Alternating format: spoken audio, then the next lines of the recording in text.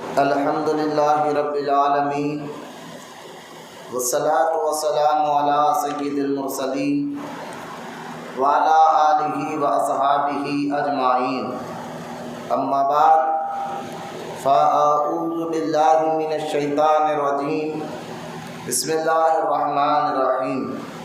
یا نساء النبی لستن کأحد من النساء آمنت باللہ صدق اللہ العلی العظیم۔ وقال اللہ تعالی فی شان حبیبہ الکریم، ان اللہ وملائکتہ یصلون علی النبی یا ایہا الذین آمنوا صلوا علیہ وسلموا تسلیما۔ اللہم صلی علی سیدنا و مولانا محمد معدن الجود والکرم وعلی آلہ وبارک وسلم۔ صلاۃ و سلام علیک یا رسول اللہ صلی اللہ تعالی علیہ وآلہ وصحبہ وسلم۔ اما بعد، ہر تعریف اور بڑائی صرف اللہ تعالی کے لیے ہے جو سارے جہان کا مالک ہے، مختار ہے، اور جو سارے جہان کا پالنہار ہے۔ میں اس بات کی گواہی دیتا ہوں اللہ کے سوا کوئی عبادت کے لائق نہیں، وہ ایک ہے، اس کا کوئی ساتھی اور شریک نہیں۔ اور میں اس بات کی بھی گواہی دیتا ہوں کہ آپ کے اور ہمارے پیارے آقا اور مولا حضور پرنور رحمت عالم نور مجسم حضرت سیدنا محمد مصطفیٰ احمد مصطفیٰ صلی اللہ علیہ وآلہ وصحبہ وسلم اللہ تعالیٰ کے آخری رسول اور اس کے برگزیدہ بندے ہے۔ اللہ تعالیٰ حضور اکرم نور مجسم رحمت عالم صلی اللہ علیہ وآلہ وصحبہ وسلم پر، اہل بیت، صحابہ اکرام، تابعین اور تبع تابعین، اولیاء امت پر قیامت تک بکثرت رحمتیں اور برکتیں نازل فرماتا رہے۔ محبت کے ساتھ ایک مرتبہ درود شریف پڑھ لیجیے، سب مل کر اللہم صلی علی سیدنا و مولانا محمد معدن الجود والکرم وعلی آلہ وبارک وسلم۔ صلاۃ و سلام علیک یا رسول اللہ صلی اللہ تعالی علیہ وآلہ وصحبہ وسلم۔ معزز سامعین، نوجوان ساتھیوں، بزرگوں، السلام علیکم ورحمۃ اللہ وبرکاتہ۔ سب سے پہلے تو رمضان مبارک کی یہ مہینے کا پہلا جمعہ ہے، اور میں آپ تمام کو رمضان شریف کی مبارکباد پیش کرتا ہوں، اور اللہ تعالیٰ کی بارگاہ میں دعا کرتا ہوں اللہ تعالیٰ ہم تمام مسلمانوں کو رمضان مبارک کی تمام نعمتوں اور برکتوں سے مالا مال فرمائے، اور رمضان شریف کی خوب عزت کرنے، اس میں خوب روزے تراویح اور اس میں خوب عبادت کرنے کے اللہ تعالیٰ ہمیں توفیق عطا فرمائے۔ رمضان شریف کے آنے پر جو خوش ہوتا ہے، اللہ اس کے گناہوں کو معاف فرما دیتا ہے۔ تو رمضان شریف کا یہ مبارک مہینہ، اس کا یہ پہلا جمعہ ہے۔ آئیے کہ اپنا موضوع، اپنا ٹاپک پہلے آپ کے سامنے رکھوں، خبر اس کے کہ طریق اہل سنت و جماعت کے مطابق درود پاک کی اہمیت اور فضیلت کو آپ سماعت کرتے چلے۔ حدیث مبارکہ میں آتا ہے، رؤوف الرحیم رحمت عالم صلی اللہ تعالی علیہ وسلم نے ارشاد فرمایا، جو رمضان مبارک میں ایک مرتبہ درود پڑھتا ہے، اللہ تعالیٰ اس کو 1,00,000 مرتبہ درود پڑھنے کا ثواب عطا فرماتا ہے۔ اور ایک روایت میں ہے، حضرت سیدنا اویس قرنی رضی اللہ تعالی عنہ، یہ حضور کے دور مبارکہ میں موجود تھے، اور یہ یمن کے رہنے والے تھے۔ حضور کے دور مبارکہ میں یہ یمن کے رہنے والے تھے، لیکن یہ بہت بڑے عاشق رسول گزرے۔ ان کی ملاقات حضور سے تو نہیں ہوئی، اس کی وجہ یہ تھی کہ اویس قرنی رضی اللہ تعالی عنہ اپنے والدہ کی خدمت میں رہا کرتے تھے۔ آپ کی ماں بہت زیادہ ضعیف تھی، تو آپ ایک لوتے ایک بیٹے تھے، اور خدمت کا جو ہے ماں کو چھوڑ کر جا نہیں سکتے تھے، اس لیے آپ یمن سے مدینہ منورہ آ نہیں سکے اور آپ کو حضور سے ملاقات نہیں ہوئی، ورنہ یہ حضور کی ظاہری زندگی میں تھے اویس قرنی رضی اللہ تعالیٰ۔ اور ان کا مقام و مرتبہ یہ ہے، اللہ کے رسول صلی اللہ علیہ وسلم نے خود حضرت عمر ابن خطاب سے فرمایا تھا کہ اے عمر، یمن سے مجھے خوشبو عشق آ رہی ہے، اور یمن میں میرا ایک دیوانہ ہے، تیری ملاقات جب بھی اس سے ہو تو اس سے اپنے لیے مغفرت کی دعا کرا لینا۔ حالانکہ حضرت عمر فاروق اعظم رضی اللہ تعالیٰ عنہ جو ہے صحابہ اکرام میں شیخین ہے، یعنی ابو بکر صدیق کے بعد آپ کا مقام و مرتبہ ہے۔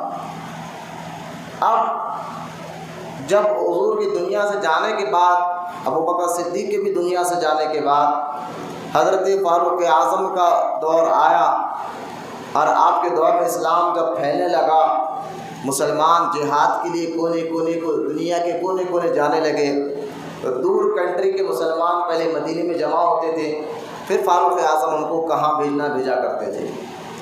تو فاروق اعظم نے جب فرمایا کہ سارے دور دور کنٹری کے جو مسلمان ہیں وہ مدینے میں آئے، تو یمن سے جب مسلمان مدینے میں آئے اس وقت اسے اویس قرنی بھی مدینہ منورہ آئے۔ جب حضرت عمر کو معلوم ہوا تھا کہ یمن سے جو ہے قبیلے کے لوگ یہاں مدینہ آئے ہیں، تو حضرت فاروق اعظم رضی اللہ تعالیٰ عنہ گئے اور کہا کہ جو یمن سے لوگ آئے وہ میرے سامنے آئے۔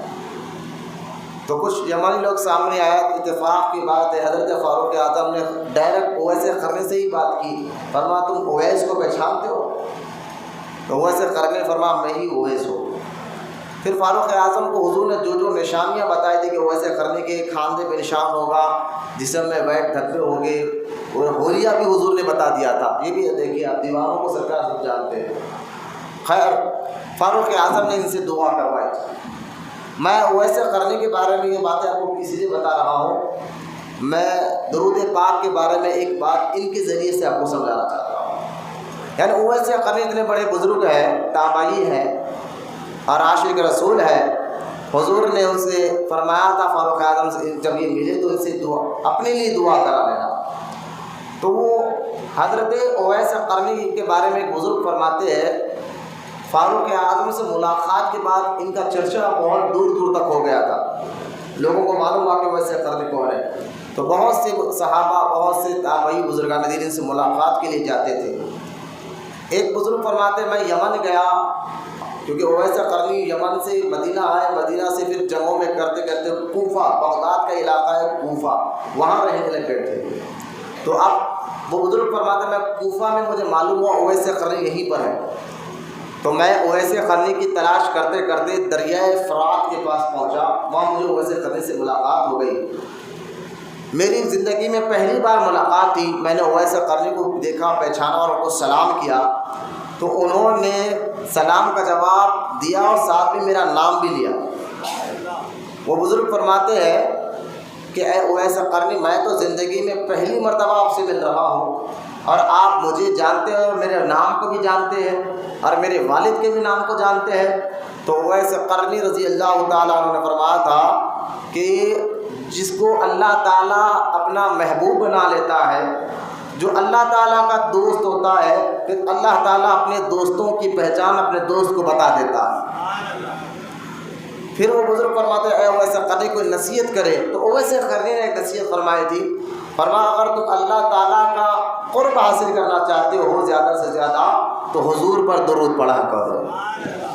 میں دور سے لایا ہوں اویس قرنی کو سمجھانے کہ اویس قرنی کون ہے، کیا تھے، کیسے ہے، یہ مختصر سا میں نے ان کے بارے میں بتایا ہے آپ کو۔ تو اویس قرنی رضی اللہ تعالیٰ عنہ جیسے عاشق رسول بھی کہتے ہیں کہ اگر تم اللہ تعالیٰ کا زیادہ سے زیادہ قرب یعنی اللہ کے قریب ہونا چاہتے ہو تو سرکار مدینہ صلی اللہ تعالیٰ علیہ وسلم پر کثرت سے درود پاک پڑھا کرو، اللہ تعالیٰ تمہیں اپنا قرب عطا فرمائے گا۔ آئیے محبت اور عقیدت کے ساتھ ایک مرتبہ آواز بلند درود پاک پڑھی۔ اللہم صلی اللہ، سیدھا بیٹھو، ٹیکا لے کر نہیں بیٹھنا، محبت سے اور ایک بار درود پاک پڑھی۔ اللہم صلی اللہ سیدنا مولانا محمد معدن الجود والکرم وعلی آلہ وبارک وسلم، صلاۃ و سلام علیک یا رسول اللہ صلی اللہ تعالی علیہ وآلہ وصحبہ وسلم۔ درود پاک کی اہمیت اور فضیلت کو سننے کے بعد آج یہ رمضان مبارک کا 6واں روزہ ہے۔ رمضان مبارک آتا بھی بہت تیزی سے اور جاتا بھی بہت تیزی سے ہے، تو اس کے ایک ایک لمحے کو آپ غنیمت جانتے ہوئے اس کی قدر کیا کریں، اور یہ روزے جو اللہ تعالیٰ نے ہم پر فرض کیے اس کو مکمل طور پر اس پہ عمل کرتے ہوئے اخلاص کے ساتھ، روزہ آپ کو بوجھ نظر نہ آئے، معاذ اللہ تراویح آپ کو بوجھ نظر نہ آئے، بالکل اللہ کی رضا اور اس کی محبت کے خاطر مکمل طور پر اخلاص کے ساتھ روزے بھی رکھا کرے، اور ساتھ ہی ساتھ جو ہے تراویح کی پابندی بھی کرے، کیونکہ روزہ ایک ایسی عبادت ہے۔ آپ ذرا غور فرمائیں کہ روزہ رکھنے کا ہمارا مقصد کیا ہے، اور اللہ تعالیٰ نے ہمیں حکم کیوں دیا؟ کیا ہمیں بھوکا رکھنے، پیاسا رکھنے سے معاذ اللہ کہ اللہ کو کوئی فائدہ ہے؟ ایسا بھی نہیں ہے۔ ہم بھوکے اور پیاسے رہے تو اس سے اللہ کو کوئی فائدہ نہیں ہے، لیکن بھوک اور پیاس رہ کر اللہ تعالیٰ ہمارا امتحان لیتا ہے کہ جو مجھ سے محبت کا دعویٰ کرتے ہیں، چلو دیکھو تو صحیح کہ یہ میری محبت میں سچے ہے یا ڈگمگ ہے۔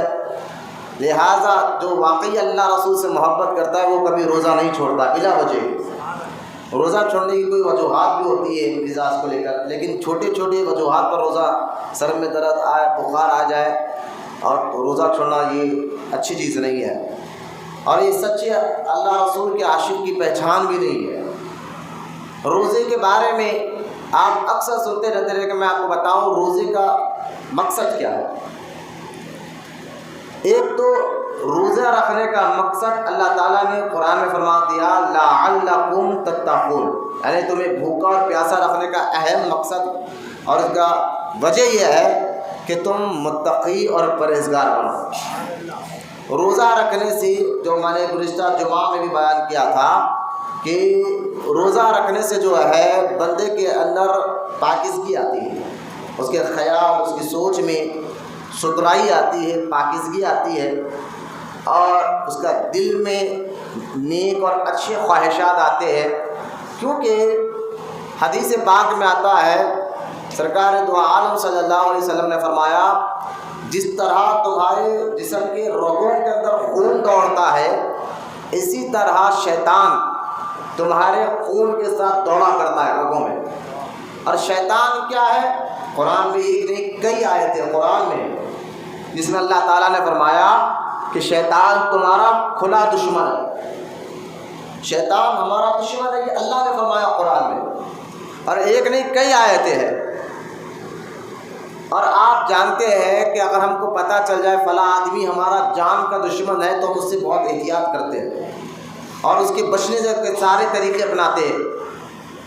تو جو ظاہری طور پر آپ کا دشمن ہو تو آپ اس کے لیے، اس سے بچنے کے لیے جو طریقہ ہے وہ استعمال کرتے ہیں، بچتے ہیں، اس کے خلاف کمپلینٹ کرتے ہیں، یا انہیں جہاں وہاں رہتا وہاں اس علاقے میں نہیں جاتے ہیں، کیونکہ آپ کو معلوم ہے کہ فلاں آدمی میرا جان کا دشمن ہے، اگر وہاں اس کے علاقے میں جاؤں گا ہو سکتا ہے وہ مجھے مارے، حملہ کرے، یعنی آپ اس سے بچنے کے سارے ہتھ کنڈے اپنا لیتے ہیں۔ اب شیطان کے بارے میں اللہ نے قرآن میں جب یہ فرمایا کہ شیطان تمہارا کھلا دشمن ہے، کیوں؟ کیونکہ میں اللہ تعالیٰ سے وعدہ کیا تھا کہ میں تیرے بندوں کو بھٹکاؤں گا، اور اچھا اس کی دشمنی کیا ہے؟ اس کی دشمنی یہ ہے کہ آپ کے دل و دماغ سے وہ ایمان کو برباد کرنا چاہتا ہے، اللہ رسول کی محبت کو نکالنا چاہتا ہے، اور اس کے لیے شیطان پوری کوشش کیا ہوا ہے، کیونکہ اللہ نے فرمایا تمہارا کھلا دشمن ہے، چھپا دشمن نہیں۔ بعض دشمن آستین کے ساتھ ہوتے ہیں، اس کو پہچاننا بڑا مشکل ہوتا ہے، لیکن جب اللہ فرمایا ہے شیطان تمہارا کھلا دشمن ہے، تو اس سے اندازہ کرے کہ ہمیں اس سے بچنا چاہیے۔ ڈر اللہ سے، شیطان سے ڈرنا نہیں، اس سے بچنا چاہیے، اس کے بچنے کے کیا طریقے اس کو معلوم کرنا چاہیے اور معلوم کر کے اس پہ عمل کرنا چاہیے۔ تو شیطان جو ہمارا دشمن ہے اس کا بہت سے طریقے قرآن حدیث میں آئے کہ اس کے بچنا کیسا ہے۔ ایک تو یہ کہ آپ ہمیشہ اللہ سے دعا کریں کہ اللہ شیطان مردود سے ہم تیری پناہ چاہتے ہیں، یہ دعا ہمیشہ کرتے رہے کہ اللہ تو مجھے اپنی پناہ میں رکھ، تو مجھے اپنی حفاظت میں رکھ شیطان مردود سے۔ حدیث پاک میں آتا ہے، سرکار غوث اعظم دستگیر رضی اللہ تعالیٰ عنہ فرماتے ہیں کہ شیطان انسان کو بھٹکانے کے لیے، خاص طور مسلمان کو بھٹکانے کے لیے، اس کے پاس جو ہتھیار ہیں وہ 370 قسم کے، 370 قسم۔ یہ کس نے لکھا؟ یہ سرکار غوث اعظم دستگیر رضی اللہ تعالیٰ عنہ اپنی کتاب بنیاد الطالبین میں یہ بات کو لکھا کہ ہمیں بھٹکانے کے لیے شیطان کے پاس 370 قسم کے ذریعے ہیں۔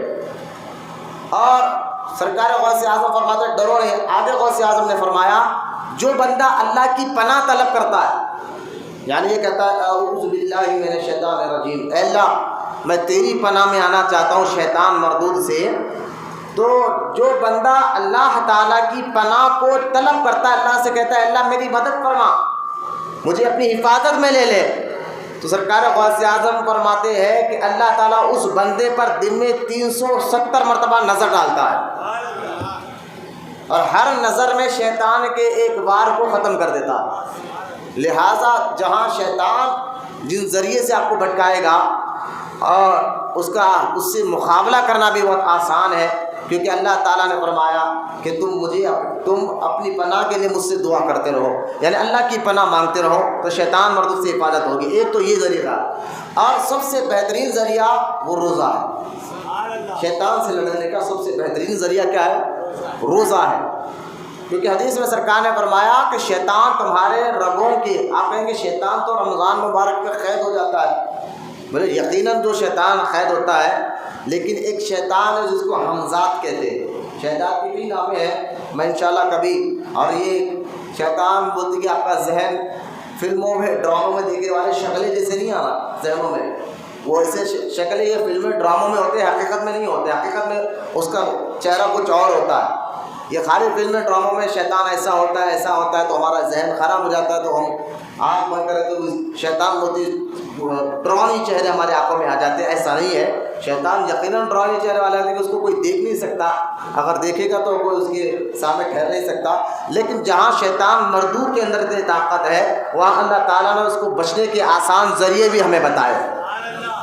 ایک تو اللہ کی پناہ مانگا کرو، اور دوسرا روزہ۔ آپ کہیں گے رمضان مبارک میں تو شیطان قید ہوتا ہے، لیکن ایک شیطان اس کو حمزات کہا جاتا ہے، وہ ہمارے ساتھ پیدا ہوتا ہے۔ جامع ترمذی میں حدیث پاک ہے، اللہ کے رسول صلی اللہ تعالیٰ علیہ وسلم نے ارشاد فرمایا جب انسان پیدا ہوتا ہے، یہ حدیث کو غور کریں، جب انسان پیدا ہوتا ہے تو اس کے ساتھ اس کا ساتھی ایک شیطان بھی پیدا ہوتا ہے، اس کے ساتھ اس کا ایک ساتھی شیطان بھی پیدا ہوتا ہے۔ تو صحابہ نے پوچھا یا رسول اللہ صلی اللہ علیہ وسلم جب آپ پیدا ہوئے تو کیا آپ کے ساتھ بھی شیطان پیدا ہوا؟ تو اللہ کے رسول علیہ السلام نے فرمایا ہاں، جب میں پیدا ہوا تو میرے ساتھ بھی شیطان پیدا ہوا، لیکن وہ مجھے دیکھ کر ایمان لا لیا۔ اللہ نے مدد کرائی، وہ مجھے دیکھ کر ایمان لا لیا۔ تو یہ جو شیطان ہمارے ساتھ پیدا ہوتا ہے یہ ہمیں ڈرانے کے لیے نہیں آتا، یہ ہمیں مارنے یا ہمارے آنکھ پہ آنے کے لیے نہیں آتا، ذرا ذہن میں رکھے باتوں کو۔ یہ جو شیطان ہمارے ساتھ پیدا ہوا ہے، جو ہمارے ساتھ رہتا ہے، یہ ہمیں نہ آنکھ پہ آتا ہے، نہ ڈراتا ہے، نہ ہمیں کوئی نقصان پہنچاتا ہے، یہ ہمیں صرف وسوسے ڈالتا ہے، اللہ سے دور کرنے کے لیے وسوسے ڈالتا ہے، نماز میں سستی، روزوں میں، عبادات میں۔ تو یہ شیطان قید نہیں ہوتا، یہ وسوسے ڈالنے والا ہمیشہ ساتھ رہتا ہے۔ شیطان کا جو استاد ہوتا ہے وہ ابلیس اس کو کہتے ہیں، وہ قید ہو جاتا ہے، اس کو رمضان مبارک میں قید کر دیا جاتا ہے۔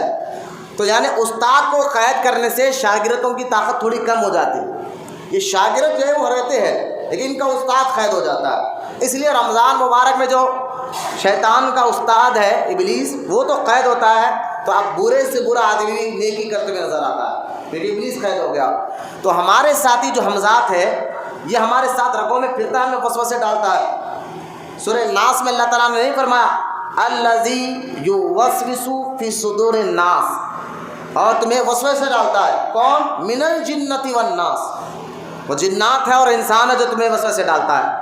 میں یہ آپ کو قرآن کی آیت کے حوالے بھی اس لیے دے رہا ہوں کہ آپ کو یہ باتیں قصے کہانیاں نہ لگیں کہ یہ کیا بول رہے ہیں کہ شیطان آج جمعہ کا دن ہے، آپ یہ آپ ٹاپک لے کر بیٹھے ہیں۔ میں نے کہا یہ ٹاپک بالکل ہمارے عقیدے کو اور ہمارے ایمان کو مضبوط کرتے ہیں اور اللہ رسول سے محبت کو بھی بڑھا دیتا ہے، تو لہٰذا وسوسے شیطان ڈالتا ہے۔ سورہ ناس آپ پڑھ کرتے کہ اس کا ترجمہ الذی یوسوس فی صدور الناس من الجنۃ والناس، لہٰذا وسوسے ڈالنے والا جنات بھی ہوتے ہیں، کچھ انسان بھی ہوتے ہیں۔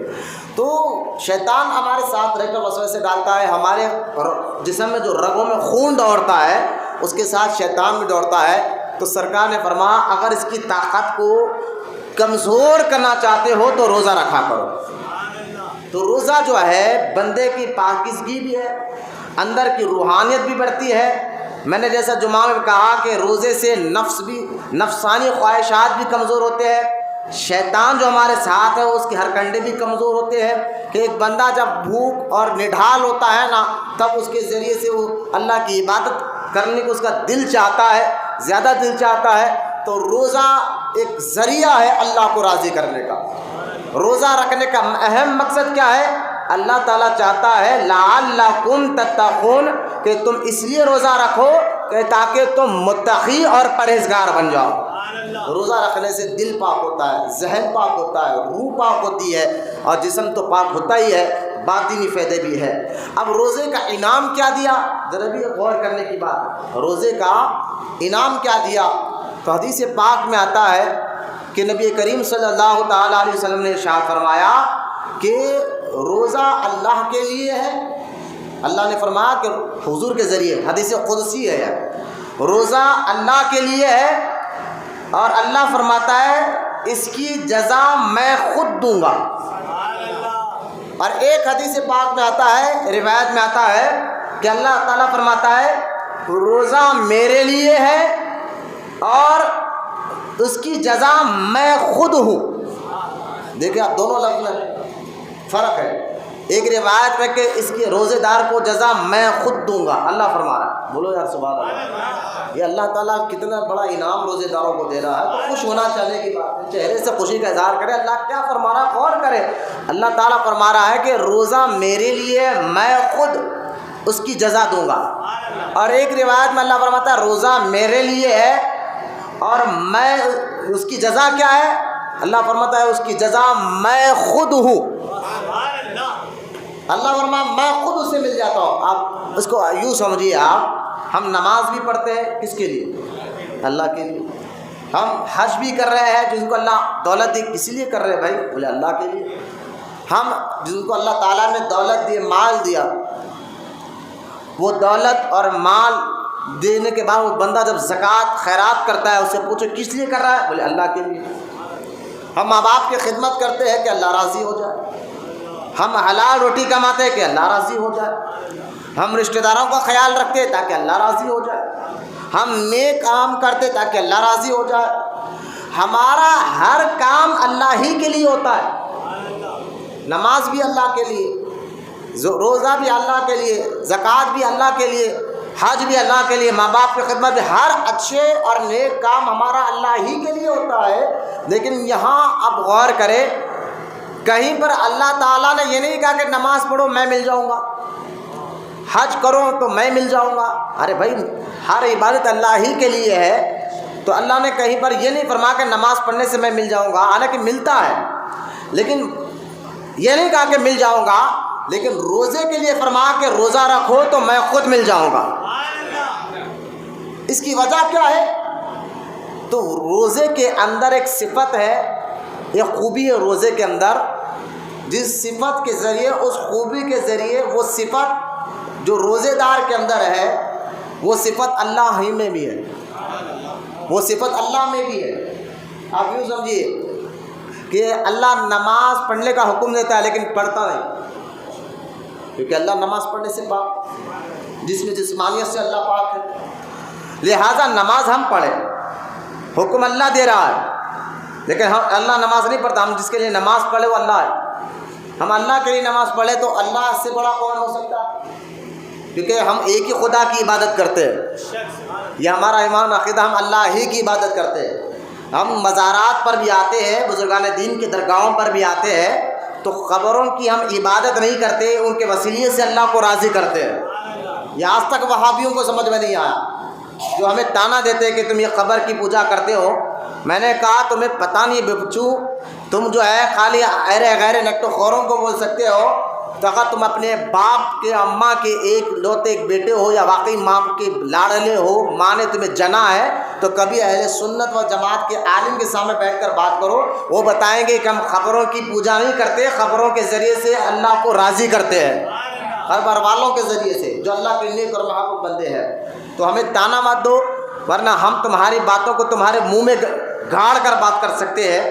خیر آج فیس بک انٹرنیٹ کا ذریعہ ہے، لوگ نہ جانے کیا کیا باتیں کرتے ہیں.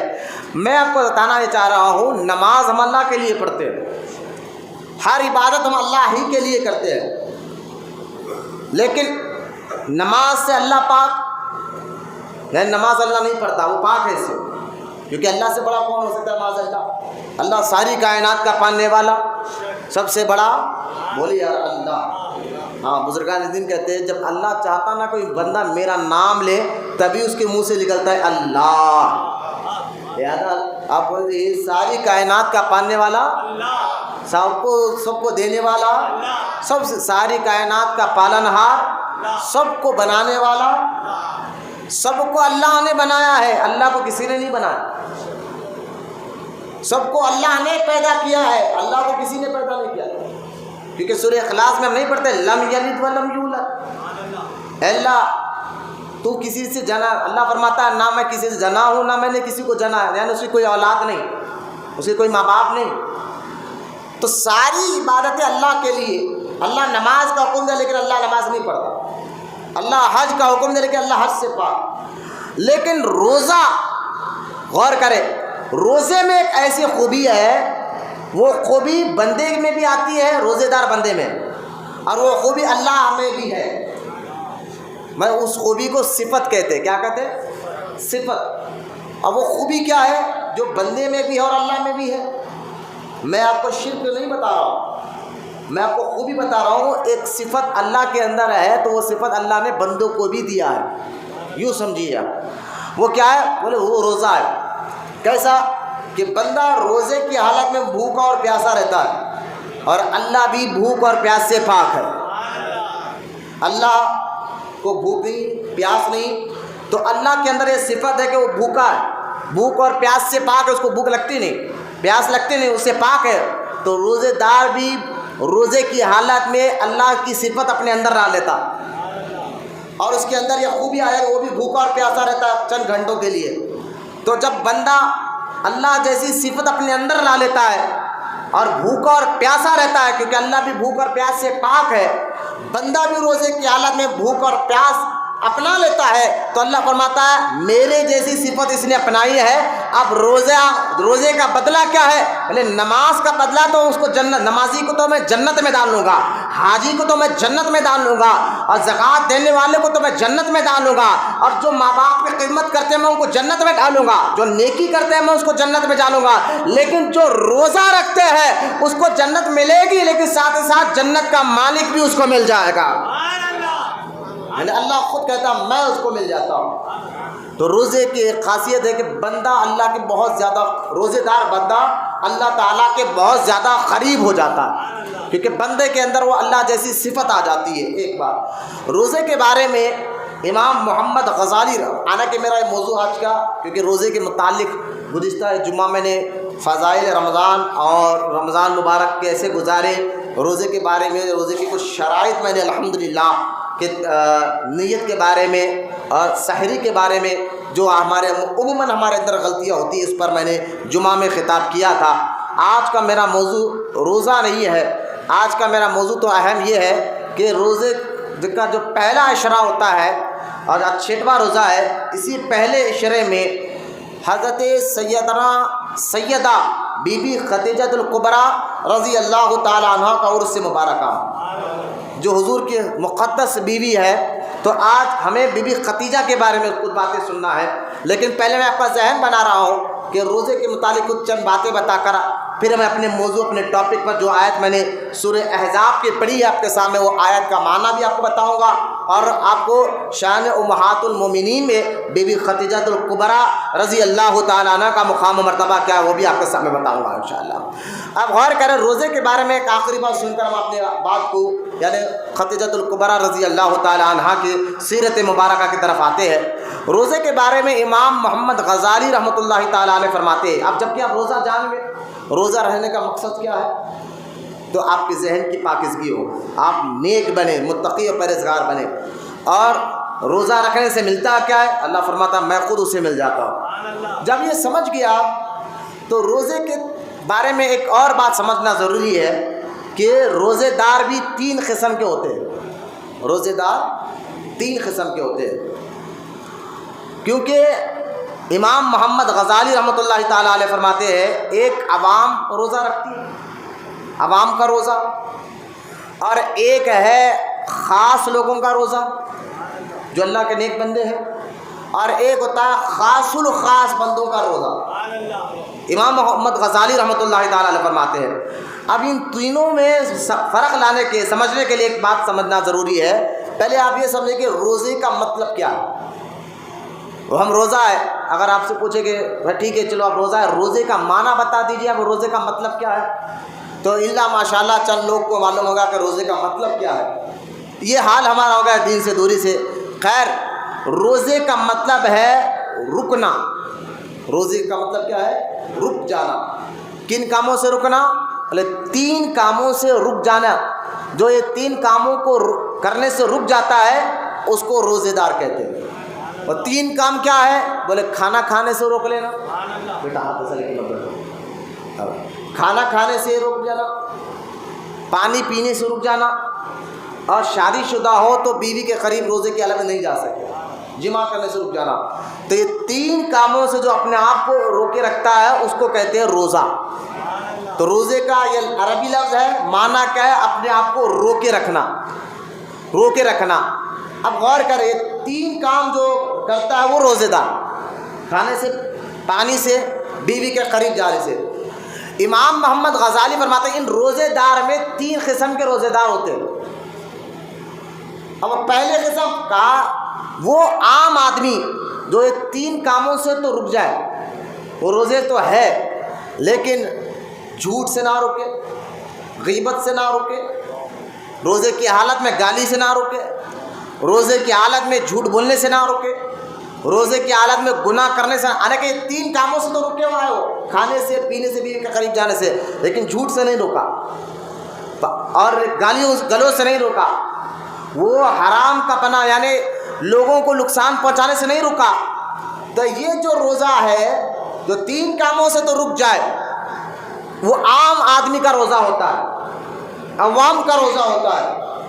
اور جو خاص لوگوں کا روزہ ہوتا ہے تو وہ روزہ تو رہتے ہیں، یعنی کھانے پینے، بیوی کے قریب جانے سے رکتے ہیں، ساتھ ہی ساتھ وہ جھوٹ سے بھی رکتے ہیں، خاص لوگوں کا روزہ، اور غیبت سے بھی رکتے ہیں، اور وہ بدنگاہی سے بھی رکتے ہیں۔ روزے کی حالت میں بھی آج ہمارے ہاتھ سے فون نہیں چھوٹتا، ہم گھنٹوں فون میں لگے ہوتے ہیں، اور فون میں کیا اچھی بری چیز نظر رکھتے ہیں یہ دیکھنے والا جانتا ہے، لہٰذا آنکھوں سے غلط چیزوں کو نہیں دیکھتے، جھوٹ، زبان کو جھوٹ بولنے میں استعمال نہیں کرتے، ہاتھ، پیر، زبان اور اشاروں سے بھی وہ دوسروں کو نقصان نہیں پہنچاتے۔ بعض لوگ اشاروں سے بھی نقصان پہنچاتے، لوگ آپ جانتے ہیں اشارے سے بھی ایک مسلمان دوسرے دیکھ ہونے جا رہا، یعنی اس کو تانا دینے کے لیے، غریب جا رہا، موٹا جا رہا، دبلا جا رہا، کالا جا رہا، ہمارا علاقے کا بیوقوف جا رہا، تانا دینے کے لیے بھی آنکھوں سے اشارہ کرتے ہیں۔ تو اللہ کے جو نیک بندے روزے میں رہتے ہیں نا تو وہ ان تمام کاموں سے بھی اپنے آپ کو روک لیتے ہیں، اور یہ کہتے ہیں عوام کا روزہ، ایک ہوتا ہے یہ خاص لوگوں کا روزہ۔ اچھا، اسی کو دیکھیں آپ، اہل طریقت صوفیہ اکرام فرماتے ہیں کہ روزے کی حالت میں آنکھ، کان، زبان، ہاتھ، پیر سے بھی گناہ نہیں کرنا چاہیے۔ اس کو کہتے ہیں خاص لوگوں کا روزہ دوسرے قسم کا. تو صوفیہ فرماتے ہیں یہ جو روزہ کی دوسری قسم ہے کہ روزے کی حالت میں آپ کان ہاتھ پیر سے بھی گناہ مت کرو، یہ جو قسم ہے یہ کام ہر وقت رکھنا چاہیے. اس لیے ایک مرید کو جو مرشد وضو جو ہے فرماتے ہیں کہ بیٹا جب تم آئے مرید تو بن گئے ہو، اب تمہیں طریقت کا وضو کرنا ہے، اب تمہیں طریقت کا وضو کرنا ہے. تو طریقت کا وضو کیا تھا؟ آپ بولیں گے بھائی وضو آپ سمجھ سکتے ہیں، آپ کہیں گے وضو تو پانی سے ہم کرتے ہیں نماز کے لیے، لیکن طریقت کا وضو کیا ہے؟ بعض لوگ پریشان ہو سکتے ہیں. اور کچھ لوگ اتنے بیوقوف قسم کے لوگ میں نے دیکھا ہے، آپ نے سنا ہوگا کہ وہ سیدھا طہارت کو گئے، ٹوائلٹ کو گئے، سیدھا مسجد میں آ گئے. ہم نے بھائی روکا، بھائی آپ ضرورت کو گئے لیکن وضو تو کرو. بولے نا ہمارے پیر نے ہمیں طریقت کا وضو کرا دیا. اچھا یعنی مطلب کیا؟ مطلب یہ کہ اب ہمارا کبھی وضو ٹوٹتا ہی نہیں. میں نے کہا تمہارے جیسا بڑا بدبخت اور جاہل آدمی ہم نے دیکھا نہیں. یہ بڑا جہالانہ بات ہے، بدبختانہ بات ہے. اور بزرگان دین کبھی ایسا اجازت نہیں دیتے. وضو کا معاملہ، ارے بھائی آپ دیکھیے معمولی سی بات، مسجد میں ٹیکا لے کر بیٹھنا، بچے اگر کمر میں درد ہے تو بیٹھو یارو، نہیں تو بچے بے چین ہو تو بھیجا دو میاں، بولو ٹائم لگتا ہے یہاں پر. یا دیوانوں کا وقفہ ہے، یہاں نماز دیر سے ہوتی ہے تاکہ آپ لوگ کو زیادہ سے زیادہ علمی معلومات حاصل ہو. ورنہ آج بد عملی کا دورہ ہے، لوگ جو ہے نا تقریر بھی کر رہے ہیں تو 10-15 منٹ کتابیں جو ہے وہ پڑھا، پھر اس کے بعد جو ہے جلدی ٹائم دیکھا، وہاں سے صدر صاحب غصے سے دیکھ رہے، نائب صدر غصے سے دیکھ رہے، جلدی ختم کرو. تو ایسے ٹیچر اگر ممبروں میں ٹھہریں گے جو صدر سے ڈر رہے، نائب صدر سے ڈر رہے، مسجد میں بیٹھنے والے لیڈر سے ڈر رہے، روڈیوں سے ڈر رہے، اب مجھے بتائیے وہ ٹیچر ایک اسٹوڈنٹ کو کیا سبق سکھائے گا، کیا پڑھائے گا؟ مجھے بتائیے. ایک ٹیچر کے ہاتھ جب آپ پڑھنے جا رہے ہیں کسی ٹیچر سے، تو وہ ٹیچر دوسروں سے ڈرتا ہو تو اپنے اسٹوڈنٹ کو کیا قابلیت سکھائے گا، وہ کیا آپ کو دین سمجھائے گا؟ تو اللہ خیر کرے ان اماموں پر بھی جو دوسروں کے ڈر سے صرف چند باتیں بتا کر تقریر کا معنی ہی نہیں معلوم ہوتا. پبلک بیٹھی ہوئی ہے، تقریر ہو رہی ہے، پبلک کو پتہ ہی نہیں ہے، پبلک کو خالی ٹائم لگا ہوا ہے. نہیں، تقریر ایسی ہونا چاہیے کہ مسجد میں بیٹھو تو کچھ سیکھ کر نکلے، کچھ سمجھے، کچھ سیکھے، اور جب باہر نکلے تو ان کا ایمان اور عقیدہ مضبوط ہو جائے. یہ ٹیچر کی ذمہ داری ہوتی ہے، ممبر سنبھالنے والوں کی ذمہ داری ہوتی ہے کہ وہ اللہ کے علاوہ کسی سے نہ ڈرے، وہ مسئلے لوگوں کو بتائے. آج یہ دور چل رہا ہے کہ غلطی کر رہے ہیں نا، چاہے غلطی کرنا، بعض لوگ نہیں، غلطی اگر کوئی بھی کر رہا اس کا گناہ اس کے ساتھ. آپ نے دیکھا ہوگا ویڈیو بن رہے ہیں آج کل ایسے، بندے کا گناہ بندے کا. آپ کون ہوتے بولنے والے؟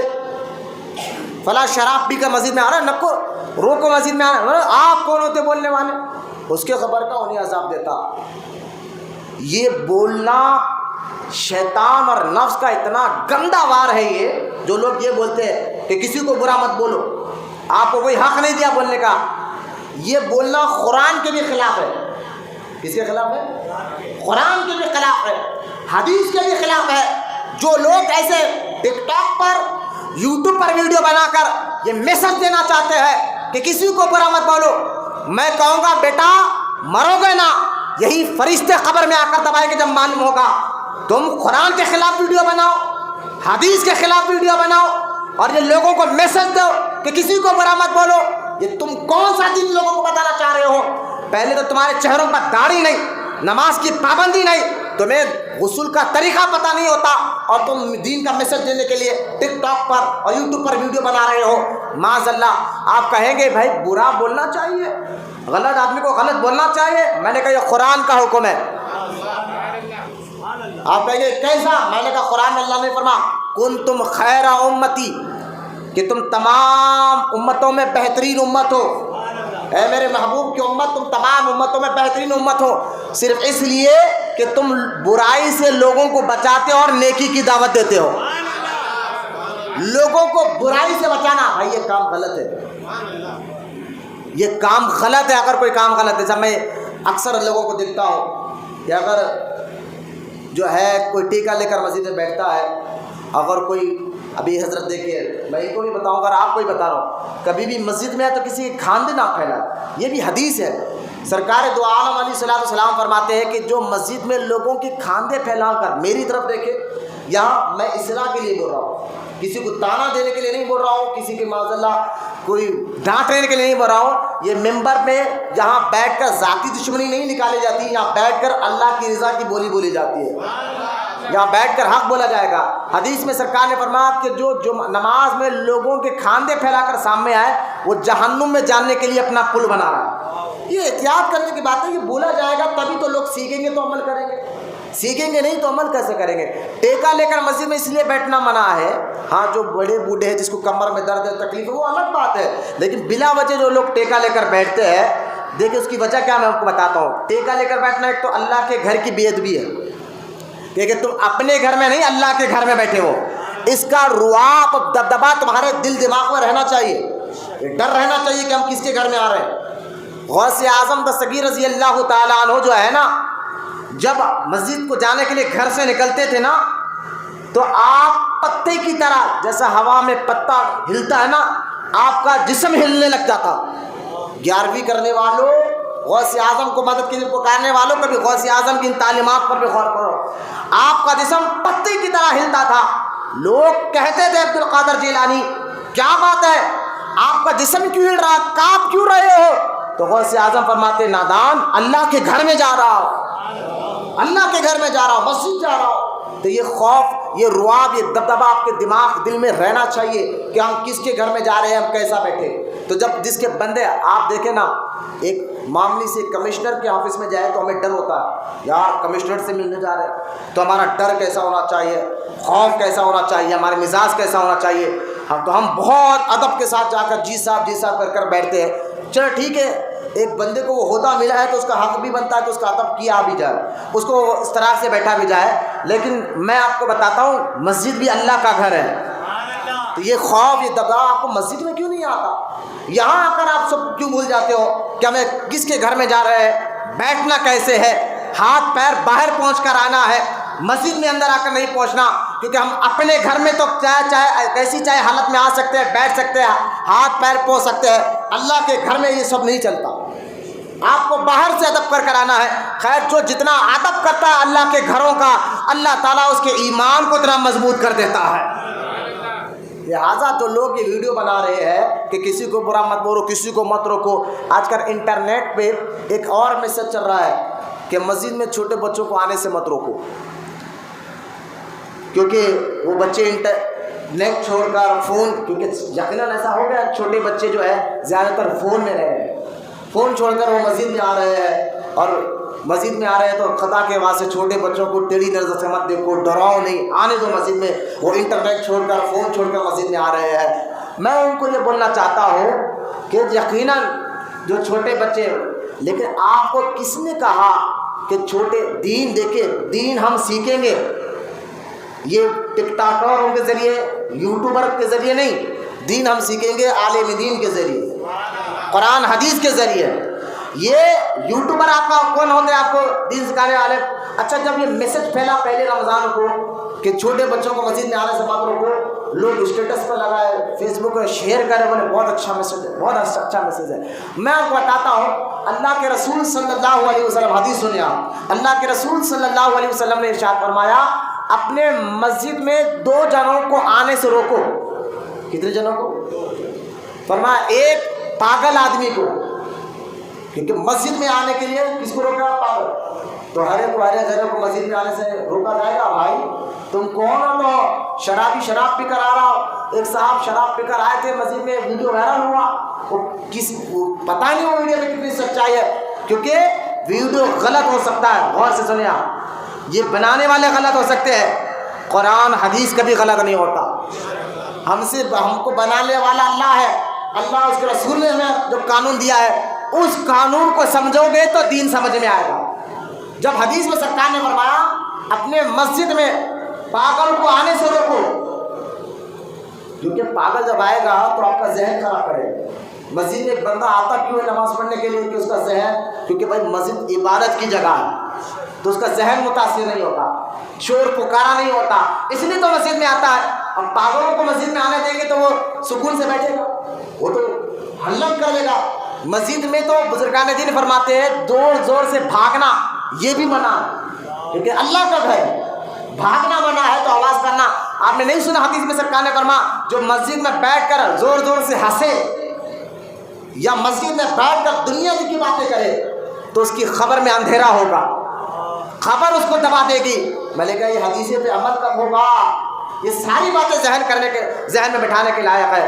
دو لوگوں کو سرکار نے فرمایا مسجد میں آنے سے روکو، ایک پاگلوں کو، اور پاگلوں میں شرابیاں بھی آ گئے، شراب پی کر رہا تو ارے بھائی جانے دو، کیا معلوم اللہ کا مقام کیا ہے؟ میں نے کہا آپ کو غیب ملا، غیب کی بات آپ کو معلوم نہیں ہے کہ اس کے بعد کیا ہوگا؟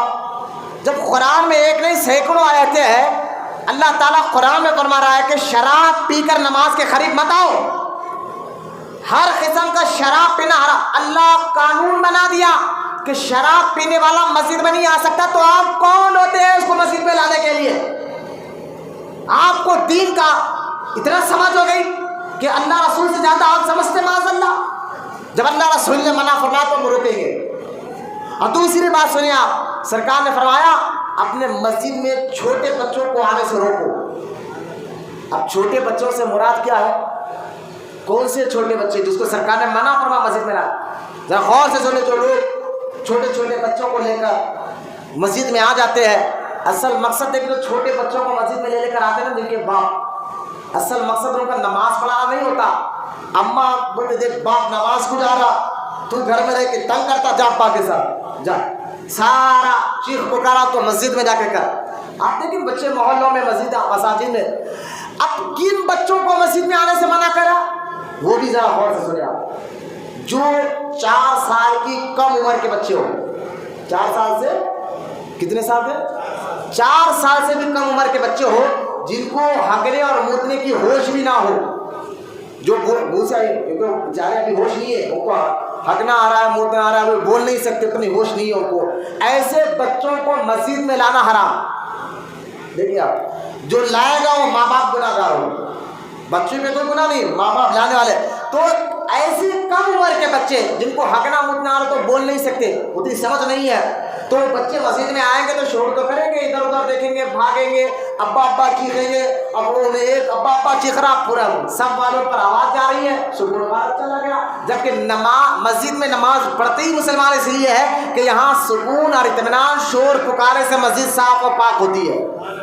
تو لہٰذا یہ سارے دین آپ یوٹیوبر کے ذریعے نہ سیکھے، فونوں کے ذریعے نہ سیکھے، کسی عالم کے سامنے ادب کے ساتھ بیٹھ کر، کیونکہ قرآن میں اللہ فرما رہا ہے اے لوگوں علم نہ ہو تو اہل علم سے پوچھو۔ یہ قرآن میں اللہ کا حکم ہے، آپ کو اللہ کا حکم ماننا پڑے گا۔ علم نہ ہو تو اہل علم سے پوچھے، ان کے ساتھ بیٹھے۔ الغرض میں آپ کو طریقت کی بات کر رہا تھا کہ کتنے جاہل قسم کے لوگ ہوتے ہیں کہ ایک صاحب بولے میں طہارت کو جاتا ہوں لیکن وضو نہیں کرتا ہوں۔ کیوں؟ بولے ہمارے پیر طریقت کا وضو کرا دیے تھے، جبکہ ان کے پیر کا مراد کیا تھا جانتے ہیں آپ؟ طریقت کا وضو یعنی آنکھوں سے گناہ مت کرو، روزے کی حالت میں نہیں، ہمیشہ نہ آنکھوں سے گناہ کرو، نہ زبان سے، نہ ہاتھ سے، نہ پیر سے، نہ پیٹ میں حرام غذا جانے دو۔ یہ طریقت کا وضو ہے، یہ روزے کے بعد بھی ہمیشہ اس کو عمل کرتے رہنا۔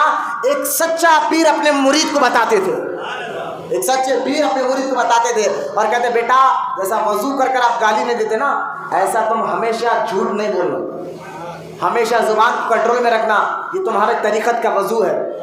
تو طریقت کا وضو یہ نہیں ہے کہ جو طہارت میں بھی جاؤ تو وضو نہ کرو۔ میں طریقت کا وضو کا مطلب ہاتھ پیر آنکھ کان سے گناہ نہ کرو، یہ طریقت کا وضو تھا۔ لیکن لوگ آج جاہلوں کی کوئی کمی نہیں ہے، آج نئی نئی باتیں لوگ بتا دیتے ہیں۔ خیر، روزے دار کی 3 قسمیں تھیں، ایک عوام کا روزہ اور ایک خاص کا روزہ۔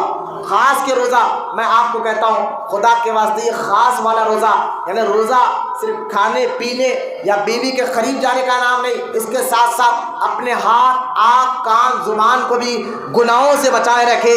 یہ تو آپ کر سکتے ہیں انشاءاللہ، آپ کر سکتے ہیں. آپ کہیں گے نہیں اللہ والے تھے بھائی وہ کرتے تھے, ہمارے پاس اتنی طاقت نہیں ہے, وہ بڑے بڑے بزرگان ایسے کرتے تھے. نہ, یہ شیطان اور نفس آپ کو وار کر رہا ہے.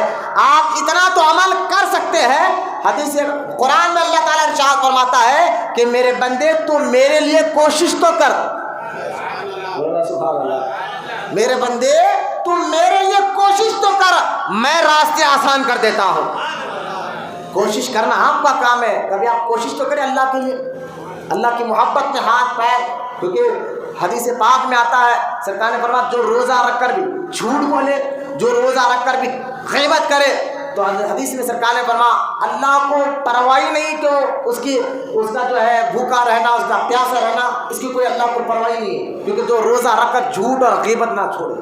اب غور کرے, جھوٹ یوں تو حرام ہے, آپ اتنا تو الحمدللہ ہر مسلمان جانتا ہے. جھوٹ بولنا, غیبت کرنا, یہ تو جانتے ہیں آپ الحمدللہ. ہاں, حسد کرنا حرام ہے. اب غور کرے, روزے کی حالت میں بندہ پانی نہیں پی سکتا, حالانکہ پانی پینا حلال ہے, کھانا کھانا حلال ہے, لیکن روزے کی حالت میں پانی پینا حرام ہو گیا, جبکہ وہ حلال ہے لیکن روزے کی حالت میں حرام ہو گیا. کھانا کھائے روزے کی حالت میں حرام ہو گیا, جبکہ وہ حلال چیز ہے. تو مجھے بتائیے, جب روزہ حلال چیزوں کو بھی حرام کر دیتا ہے آپ کے اوپر, جو چیزیں حلال ہے لیکن روزے کی حالت میں آپ نہیں کھا سکتے, وہ آپ کے لیے حرام ہو جاتا ہے. تو جو روزہ حلال چیزوں کو بھی آپ کو حرام کر دیتا ہے کہ آپ کھا نہیں سکتے پی نہیں سکتے, تو مجھے بتائیے کہ جو پہلے سے حرام ہے وہ روزے کی حالت میں وہ حرام کام کرنا, جھوٹ پہلے سے حرام ہے چاہے روزہ رہو یا نہ رہو, غیبت پہلے سے حرام ہے چاہے روزہ رہو یا نہ رہو. جب روزہ حلال چیزوں سے آپ کو روک رہا ہے تو حرام چیز سے آپ کو روکنا کتنا ضروری ہے. تو خدا کے واسطے آپ کوشش کریں. اگر آپ کوشش کریں گے تو انشاءاللہ تعالیٰ آپ کو یہ ذریعہ بن جائے گا. دیکھیں کوئی اٹھ رہے جا رہے ہیں, آپ مثبت توجہ ڈالیں, اس پر میرے پاس آپ غور کریں. اب ایک تو عوام کا روزہ, خاص کا روزہ, اور ایک ہوتا ہے روزہ خاص الخاص کا روزہ. ایک روزے دار وہ ہوتے ہیں ان کے دل میں سوائے اللہ کے, روزے کی حالت میں سوائے اللہ کے کوئی اور کام وہ کرتے ہی نہیں, سوائے اللہ کو راضی کرنے والے, سوائے اللہ کے خیال, دل دماغ. یہ واقعی اولیاء کرام کا روزہ ہوتا تھا. رمضان شریف کا جیسا مبارک مہینہ شروع ہوتا تو اولیاء کرام بزرگان دین جو ہے فوراً اپنی کمروں کو کس لیتے, یعنی کپڑے سے کس کے باندھ نہیں لیتے تھے. مطلب یہ تھا کہ بزرگان دین کے بارے میں آپ پڑھ کر دیکھیں, جیسا رمضان شریف کا مہینہ شروع ہو جاتا تو بزرگان دین یوں تو پہلے سے عبادت گزار ہوتے ہیں, لیکن رمضان کے مبارک مہینے میں اپنی عبادت کو اور زیادہ بڑھا دیا کرتے تھے. جیسا کہ حضرت امام اعظم ابو حنیفہ کے بارے میں آتا ہے کہ رمضان مبارک کے مہینے میں امام اعظم صبح میں قرآن ختم کرتے تھے, رات میں قرآن ختم کرتے تھے, اور تراویح میں قرآن ختم کرتے تھے. اب اس حساب سے اندازہ لگائے, صبح میں قرآن, رات میں قرآن, تراویح میں قرآن, پورے مہینے کے 30 دن کے 60 قرآن اور تراویح کے 61 قرآن ختم کرتے تھے. رمضان مبارک میں بزرگان دین اس طرح کی عبادت کرتے تھے. آپ کو میں یہ بتانا چاہتا ہوں کہ بزرگان دین فرماتے ہیں روزہ ایسے, اس کے اندر ایسے خوبیاں ہے, اس روزے کے اندر ایسے کمالات ہے. اصل میں روزہ تمہاری روح اور تمہارے نفس کا مجاہدہ ہے. یہ تمہارے روح کو پاک کرتا ہے, تمہارے ذہنوں کو پاک کرتا ہے. اب سائنس کے حساب سے بھی آپ دیکھ لیں, بڑے بڑے سائنٹسٹ نے روزے کے بارے میں بہت عجیب و غریب باتیں اپنی کتابوں میں لکھی ہے کہ جب روزے کے بارے میں بڑے بڑے سائنٹسٹ کہتے ہیں ہم نے روزے پر ریسرچ کی تو اسلام میں جو یہ ایک مہینہ روزہ رکھا جاتا ہے تو اس پر جو فائدے, جسمانی فائدے, روحانی فائدے تو میں نے آپ کو بتا دیا کہ اللہ اس سے راضی ہوتا ہے. روزے دار سے اللہ, بولو نا روزے دار سے اللہ. بلکہ حدیث پاک میں ہے کہ قیامت کے دن جب سورج ایک بارش کے قریب ہوگا, لوگ نفسی نفسی کے عالم میں ہوگے, اللہ تعالیٰ کی بارگاہ میں حساب دینا ہوگا, ایک ایک نیکی کو لوگ ترس رہے ہوگے, اور اتنا خطرناک ماحول میں حدیث پاک میں آتا ہے اللہ تعالیٰ روزے داروں کو اپنے عرش کے نیچے دسترخوان بچھا کر کھانا کھلائے گا. بولے محبت سے سبحان اللہ. سب اپنے حساب کتاب میں لگے ہیں اور روزے دار اللہ کے بچھائے ہوئے دسترخوان پہ بیٹھ کر قیامت کے دن کھانا کھا رہے ہیں. بلکہ یہاں تک حدیث پاک میں آتا ہے کہ جنت میں خاص دروازہ ہے، اس کو باب الریان کہا جاتا ہے. باب الریان کہا جاتا ہے.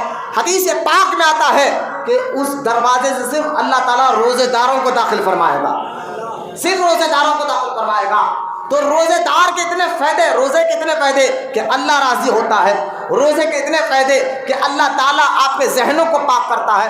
روزے کا فائدہ آپ کی روح پاک ہوتی ہے. روزے کا فائدہ آپ کا ذہن پاک ہوتا ہے. روزے کا فائدہ اللہ آپ سے راضی ہوتا ہے. روزے کا فائدہ کہ آپ جنت میں داخل ہوگے. یہ تو روحانی فائدے ہیں، لیکن جو لوگ جسمانی فائدے کے بارے میں جانتے ہیں، جو بڑے بڑے ڈاکٹرز، بڑے بڑے سائنٹسٹ کہتے ہیں، ہم نے جب روزے پر ریسرچ کی اور جانچا کہ یہ 1 مہینہ جو مسلمان روزہ رکھتے ہیں تو اس کو جسم کو کیا فائدہ پہنچتا ہے، تو بڑے بڑے سائنسدان، بڑے بڑے ڈاکٹروں نے منہ میں انگلی پکڑ کر کہا یار روزے میں اتنی خوبی ہے، چلو لاؤ ہم بھی روزہ رکھ لیتے ہیں. کیوں؟ کیونکہ ڈاکٹرز کا کہنا یہ ہے کہ جب بندہ مہینے میں 1 سال میں 1 مہینہ روزہ رکھتا ہے تو اس کے جگر کا خون صاف ہو جاتا ہے.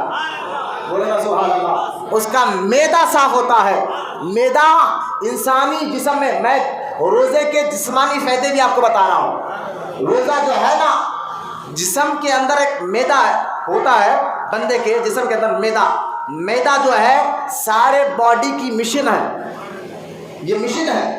یہی مشن جو ہے نا آپ کے کھانے کو پیستا ہے، آپ کے پانی کو، آپ کے خون کو یعنی رگوں تک پہنچاتا ہے. یہ معدے میں آ کر سب چیز رک کے پھر وہاں سے ڈسٹریبیوٹ ہوتی ہے، پورے جسم میں پھیلتی ہے، پورے جسم میں. تو معدہ یوں سمجھیے کہ جسم میں ایک مشن کا کام کرتا ہے، جس کے ذریعے سے کام پورے رگوں میں، خون میں، جگر میں، پتوں میں، آپ کے گردوں میں جو کام کرنا ہے جب معدہ کرتا ہے. اس لیے اگر معدہ بیمار ہو جائے تو انسان زیادہ دن جی نہیں سکتا. اب سوچے روزے داروں، بڑے بڑے ڈاکٹر سے کہہ رہے ہیں کہ مشن، جیسا کہ کوئی بھی ایک کمپنی میں مشن ہوتا ہے، کام کر رہے ہیں اور وہ انجینئر کا کام کرتا ہے تو ایک مشن زیادہ کام کرتے کرتے اس مشین کو جو ہے نا زنگ لگ جاتا ہے، اس مشین میں کوئی خرابی آ جاتی ہے، کچھ نٹ ڈھیلا ہو جاتا ہے. تو اب اس کو بنانے کے لیے انجینئر آتے ہیں اور اس کو کہتے ہیں نہیں بھائی مہینے میں 1 بار، سال میں 1 بار یہ مشین کو آپ صاف کرتے رہو. آپ جتنا صاف کرتے رہیں گے یہ مشین کی اتنی اہمیت ہوتی رہے گی، اتنا آپ کو ساتھ دیں گی. اس میں ایل ڈالا کرو، اس کو زنگ لگنے مت دو، اس کو فلاں چیز سے صاف کرتے رہو. تو لہٰذا آپ کی یہ مشین بہت زیادہ چلے گی. اب اندازہ کرے، یہ مثال میں آپ کو اس لیے دے رہا ہوں، جسم کا جو معدہ ہے، معدہ بھی ایک مشین کی طرح ہے.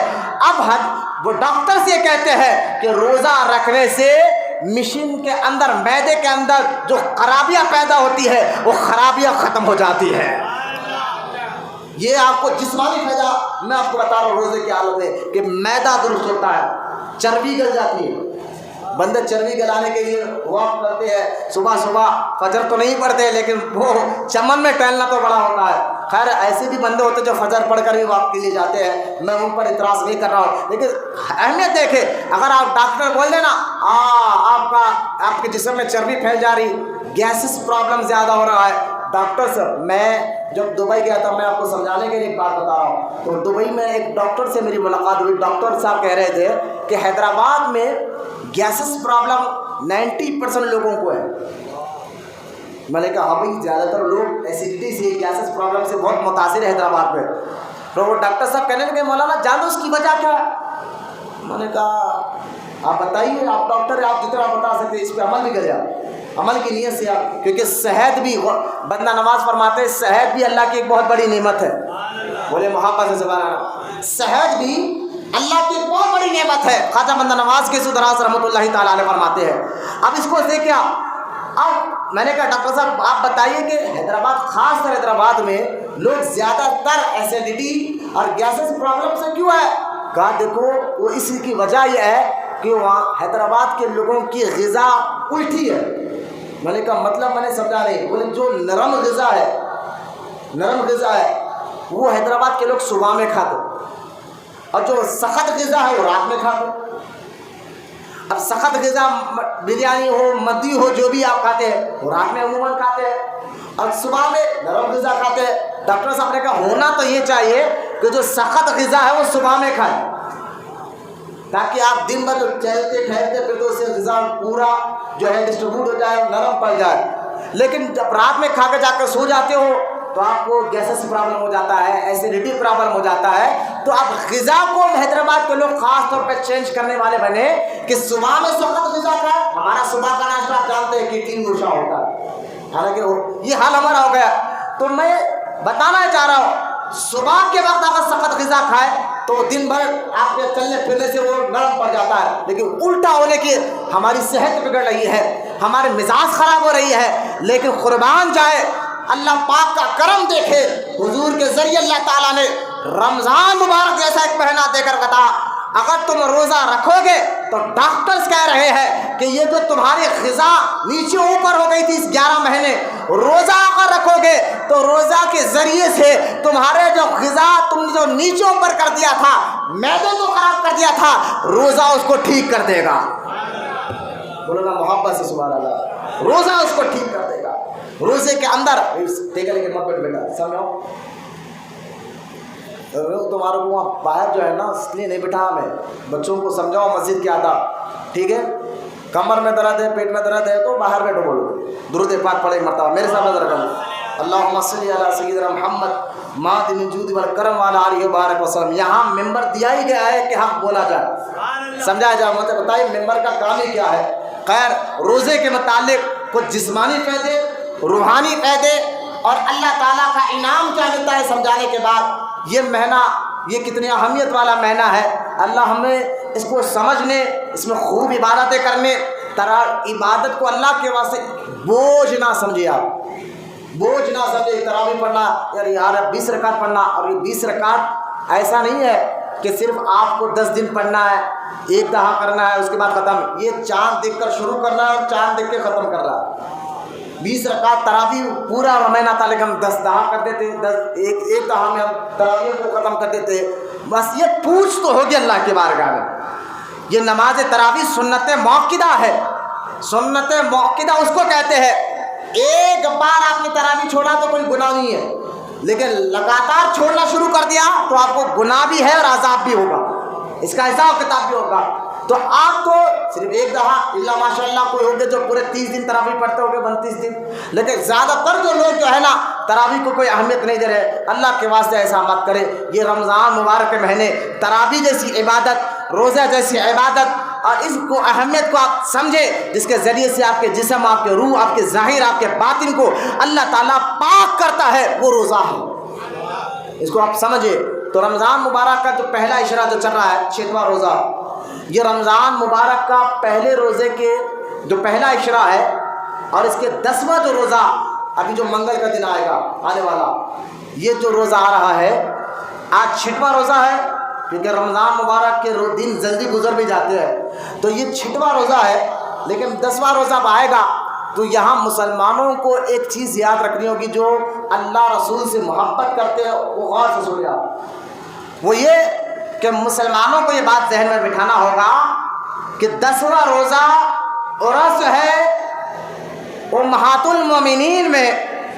حضور نے جس کو سب سے زیادہ چاہا,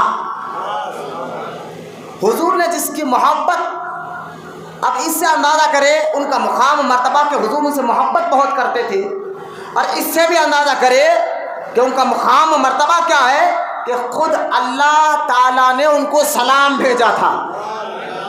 کسی نے سلام بھیجا, کسی نے, اللہ نے جس کو سلام بھیجا وہ شخصیت کیسی ہو. جبریل کو کہتا ہے اللہ اے جبریل جا کر ان کو میرا سلام کہنا. اندازہ کرے وہ کون ہے, وہ ام المومنین سیدہ ام خدیجہ رضی اللہ تعالی عنہا کی ذات مبارکہ ہے. بی بی خدیجہ رضی اللہ تعالی عنہا یہ حضور کی وہ مقدس بیوی ہے جن کو اللہ تعالیٰ نے سلام بھیجا تھا. بولے محبت سے سبحان اللہ. تو یہ رمضان کا پہلا عشرہ آپ ان کو کبھی نہیں بھولیں, کیونکہ رمضان مبارک میں جہاں روزے کے ساتھ ساتھ رمضان میں ایسے ایسے واقعات بھی ہوئے کہ 10 رمضان کو دیکھیں آپ, 3 رمضان مبارک کو سیدہ عابدہ طیبہ طاہرہ بی بی فاطمہ زہرا رضی اللہ تعالیٰ عنہ کا عرس مبارکہ تھا۔ وہ 3 رمضان کو، جن کا مزار جنت البقیع میں ہے اور جن کے بارے میں سرکار نے فرمایا تھا کہ فاطمہ میرا ٹکڑا ہے۔ بولے نا محبت سے سبحان اللہ۔ اور دوسری بات سنیں آپ، رمضان مبارک میں خاتون جنت کا عرس ہے۔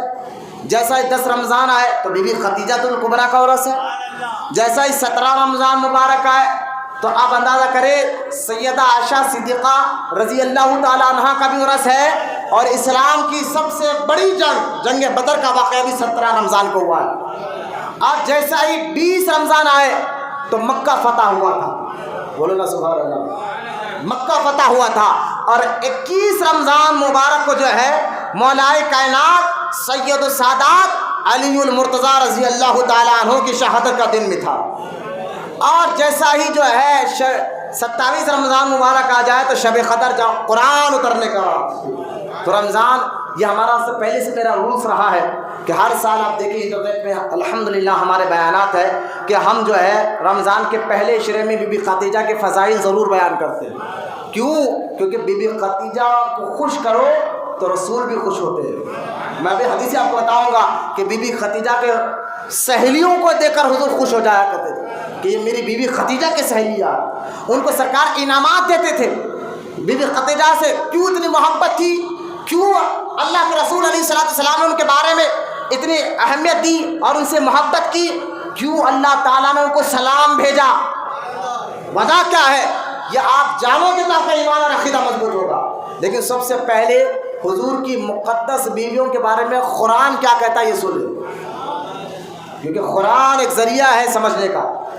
قرآن میں پہلے میں آپ کو 2-3 آیتوں کا ترجمہ آپ کے سامنے رکھ رہا ہوں تاکہ آپ کو پتہ چلے کہ قرآن میں اللہ تعالیٰ نے حضور کی مقدس بیویوں کا کیا مقام مرتبہ بتایا۔ پہلی آیت سورہ احزاب آیت نمبر 22، اللہ تعالیٰ جو ہے یہی آیت میں نے خود میں پڑھی ہے، آپ تھک تو نہیں گئے نا؟ بولے محبت سے سبحان اللہ۔ آپ روزے کے بیٹھے، روزے میں ہے یہ ایک عبادت، مسجد میں بیٹھے یہ ایک عبادت، نماز کے انتظار میں بیٹھے یہ ایک عبادت، جبکہ تو آپ جانتے ہیں کہ رمضان مبارک میں ہر نیکی کا اجر بڑا ہوا ہوتا ہے۔ ہاں، نفل کا ثواب فرض کے برابر، فرض کا ثواب 70 فرضوں کے برابر۔ تو یہ رمضان مبارک سیزن ہے نیکی کمانے کا۔ کیا؟ نیکی کمانے کا سیزن یہ ہے، مال کمانے کا نہیں، نیکی کمانے کا۔ اور صحابہ کرام کی زندگیوں کو آپ پڑھ کر دیکھیں، وہ نیکی کے لیے ایک دوسرے کے آگے بڑھا کرتے تھے، نیکی کمانے کے لیے وہ آگے بڑھا کرتے تھے۔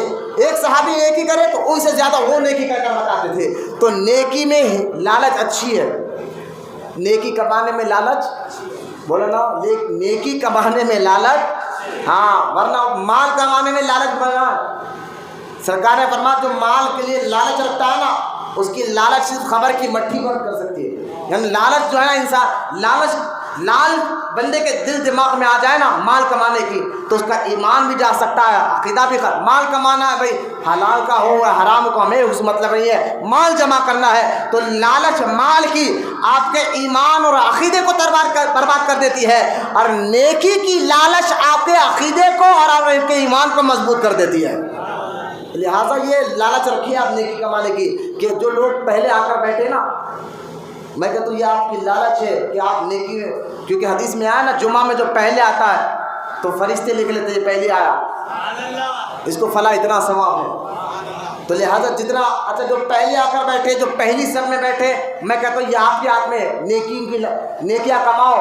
یہ خاص طور رمضان مبارک میں تو نیکیوں کا اجر بڑا ہوا ہے نا، جتنا سامنے آ کر نماز پڑھو گے اتنا زیادہ ثواب، جتنا دیر پہلے مسجد میں آ کر بیٹھو گے اتنا زیادہ ثواب، اتنے زیادہ نیکیاں۔ تو خدا کے واسطے چہروں پر سستی نہ ڈالے، وراٹ چہرے نکو لے کے بیٹھو، خدا کے واسطے ایک بات کو سمجھو۔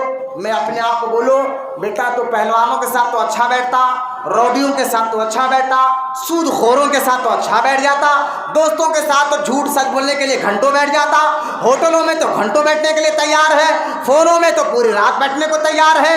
آپ رمضان مبارک کا رات چل رہی ہے، راتوں میں چار مینار پھرنا، گلدروز پھر کر تجھے رات گزارنا اچھا ہے، مسجد میں سستی کہیں کو آ رہی، جبکہ مسجد میں بیٹھنا عبادت ہے. یہ تانا بھی ہے اور اپنے آپ کو ایک سدھارنے کا موقع بھی ہے. خدا کے واسطے سستی کاری نہ لائے اور اپنے چہرے سے بتائے کہ مولانا ہم سمجھ بھی رہے ہیں اور خوش بھی ہو رہے ہیں. اور خوش مجھے کرنے کے لیے نہیں, یہ آپ کو جو تقریر کر رہا ہوں میں معاذ اللہ مجھے راضی مت کریے, اللہ کی رضا کے لیے. نیت یہ ذہن میں بٹھا لے کہ ہم اللہ کے لیے بیٹھے, اللہ کے گھر میں بیٹھے, اور انشاءاللہ اللہ رسول کے فرمان کو سنیں گے, عمل کریں گے, زندگی میں انشاءاللہ انقلاب پیدا کریں گے. غوث اعظم دستگیر فرماتے کہ حالات کچھ بھی ہو, غوث اعظم غنیت الطالبین میں 11ویں کرنے والوں, غوث اعظم کا نعرہ لگانے والوں, کبھی غوث اعظم کی کتابیں پڑھ کر دیکھو. غوث اعظم فرماتے ہیں اگر تم یہ چاہتے ہو کہ تم کامیاب ہو دنیا میں اور تمہیں اللہ عزتوں سے نوازے, دولت سے نوازے, مال سے نوازے, تو غوث اعظم فرماتے ہیں اپنی کتاب غنیت الطالبین میں تم بس اسلام کو مضبوطی سے پکڑ کر رہو, مضبوطی سے پکڑ کر رہو اسلام کو. حالات کو دیکھ کر کبھی فیصلہ مت کرو کہ حالات یہ چل رہا ہے میں داڑھی کیسے رکھ لوں, حالات ایسے چل رہا ہے میں نماز کیسے پڑھ لوں. حالات کو دیکھ کر فیصلہ مت کرو, تم اسلام کو مضبوطی سے پکڑ کر رہو. پکڑ کر رہو مطلب عمل کرتے رہو تو اللہ تعالیٰ تمہیں دونوں جہاں کی عزتوں سے نوازے گا. یہ غوث اعظم کا قول ہے. کس کا؟ کس کا؟ جس کی ہم 11ویں کرتے ہیں. ہاں وہ چلا ان سے محبت, جس سے محبت ہوتی ہے نا پھر ان کے باتوں سے بھی محبت ہوتی ہے, ان کے بتائے طریقے سے بھی محبت ہوتی ہے. اس کو ہی سچا عاشق بولتے ہیں. اب آپ ایک بیٹا جا کے اماں کو بولے اماں میں آپ سے بہت محبت کرتا ہوں. اچھا بیٹا تو مجھ سے محبت کرتا ہے, ذرا پانی تو نہیں, ذرا ٹائم نہیں ہے لیکن میں آپ سے بہت محبت کرتا ہوں. اچھا بیٹا ذرا پیر دبا, نہیں اماں ذرا کام کو جانا ہے لیکن میں آپ کی عزت کرتا ہوں. آپ بتائیے اس کو سچا عاشق کہیں گے یا جھوٹا؟ یقیناً جھوٹا کریں گے. جس سے محبت ہوتی ہے ان کی باتوں سے بھی محبت ہوتی ہے, ان کا خدمت کو بھی دل چاہتا ہے, ان کی بات سننے کو بھی دل چاہتا ہے, ان کا رعب و دبدبہ دل دماغ میں. محبت کا مطلب یہی ہے جس سے آپ محبت کر رہے ہیں اس کی عزت اپنے دل دماغ میں آ جائے تو اور جو کہہ رہے ہیں اس میں عمل کرے. تو آپ کو غوث اعظم سے محبت ہے نا تو ان باتوں کو غور سے سنیں گے. غوث اعظم نے فرمایا حالات کچھ بھی رہو دین کو پکڑے رہو, کامیاب تم ہی ہوگے. بولو نا محبت سے سبحان اللہ. آپ غوث اعظم کے بعد فرمانے کے بعد آپ قرآن میں تھکے تو نہیں آپ بولے محبت سے سبحان اللہ. لیکن روزہ آپ بھی ہے, آپ تو بیٹھے ہوئے ہیں یہاں بول رہے ہیں پھیپڑے سے کلے سے ذرا رہے بول بھی اللہ کے لیے رہے تو خدا کے واسطے ہماری محنت پر ذرا رحم کریے, چہرے کو اداس مت کریے. ہم بڑی محنت کر کر موضوع آپ جانتے ہیں کہ جمعہ جب آتا ہے تو پیر سے میری ایک عادت ہے, میں پیر سے 10 سے 15 کتابیں چھانتا ہوں کہ کس ٹاپک پر مجھے بولنا ہے اور مجھے بیان کرنا ہے, لوگ کو کیا میسج دینا ہے. پیر کے دل سے الحمدللہ. یہ صرف آپ لوگ میرے لیے دعا فرمائے نہ آپ کے سامنے واہواہی کرنے کے لیے بول رہا ہوں, بس اللہ نیتوں کا بہتر جاننے والا ہے. میں آپ کو اخلاص کے ساتھ بول رہا ہوں کہ یہ محنت کرنا یہ درد ہے آپ کے لیے کہ آپ کا ایمان اور آپ کا عقیدہ میں تو ہماری محنت ہوتی ہے پیر سے. ہم اب دیکھیں یہ ایک ٹاپک تھی آج بی بی خدیجہ الکبریٰ کے والا, یقین جانے کئی کتابیں میں نے چھانے. آپ جب بیان کے بعد میرے روم پر آ کر دیکھیں, میں یہاں صرف یہاں تو ایک کتاب ہو, آ کر میرے روم پر آ کر دیکھیں بیان کے بعد الحمدللہ روم بھر کے ساری کتابیں آپ کو ملیں گی کیونکہ دلائل کے ساتھ میں نے بولنے کی عادت ہے. تو ذرا محنت میں نے کی ہے, آپ کے چہرے بھی بتانا چاہیے کہ اب میں جو بتانے جا رہا ہوں قرآن کی آیتوں سے بی بی خدیجہ الکبریٰ یعنی حضور کی مقدس بیویوں کا مقام بتانے جا رہا ہوں. کس کے ذریعے؟ قرآن سے. کس کے ذریعے سے؟ ہاں جب قرآن میں آ جائے تو جس شخصیت کا ذکر قرآن میں آ جائے وہ شخصیت کیسی ہوگی. ہاں ذرا غور سے ذرا پہلی آیت کا حوالہ دیکھیں. سورہ احزاب میں اللہ فرماتا ہے کہ اے نبی کی بیویوں, ہمارے آقا کے 11 بیویاں تھے. کتنے؟ کیوں تھے, وجہ کیا تھی, یہ آج آپ کو جاننا ضروری بھی ہے. ہاں ذہنوں کو پاک رکھیے, دلوں کو پاک رکھیے, پاک لوگوں کا ذکر ہو رہا ہے. یاد رکھے اللہ تعالیٰ کی شان میں اگر کچھ بول دیتے چاہے تو اللہ اپنے فضل سے معاف کر دے, اس کی مرضی. لیکن حضور کی شان میں کوئی اگر گستاخی کر دے تو اللہ گستاخوں کو کبھی معاف نہیں کرتا. اور 11 بیویاں تھے کہتے ذہن نہ پاک ذہن لی, سوچ میں سے غلط نہ آئے, سوچ کو بھی ڈر بٹھائے, خاموش نبی کا ذکر ہو رہا ہے. دل کو بھی خاموش مصطفیٰ کا ذکر ہو رہا ہے. اور جن کی قسمیں اللہ قرآن میں اٹھاتا ہے ان کا ذکر ہو رہا ہے، جن کے بارے میں قرآن میں اللہ کہتا ہے وَالضُّحَىٰ، محبوب تیرے چہرے کی قسم ہے، جن کے بارے میں قرآن میں اللہ کہتا ہے اِنَّا أَعْطَيْنَاكَ الْكَوْثَرَ، محبوب ہم نے تجھے بے شمار خوبیاں عطا فرمائی ہے، جن کے بارے میں قرآن میں اللہ کہتا ہے لا اقسم بهذا البلد وانت حل بهذا البلد، محبوب شہر مکہ کی قسم اس لیے کہ تو یہاں پیدا ہوا ہے، جس کے بارے میں قرآن میں اللہ یہ کہتا ہے والعصر ان الانسان لفی خسر، محبوب تیرے زمانے کی قسم، جن کے زمانے کی قسم اللہ اٹھائے، جن کے چہرے کی قسم اللہ اٹھائے، جن کے زلفوں کی قسم اللہ یاد کرے، جن کے شہر مکہ کی قسم اللہ یاد کرے، اس مصطفیٰ کی مقدس بیویوں کا ذکر ہو رہا ہے۔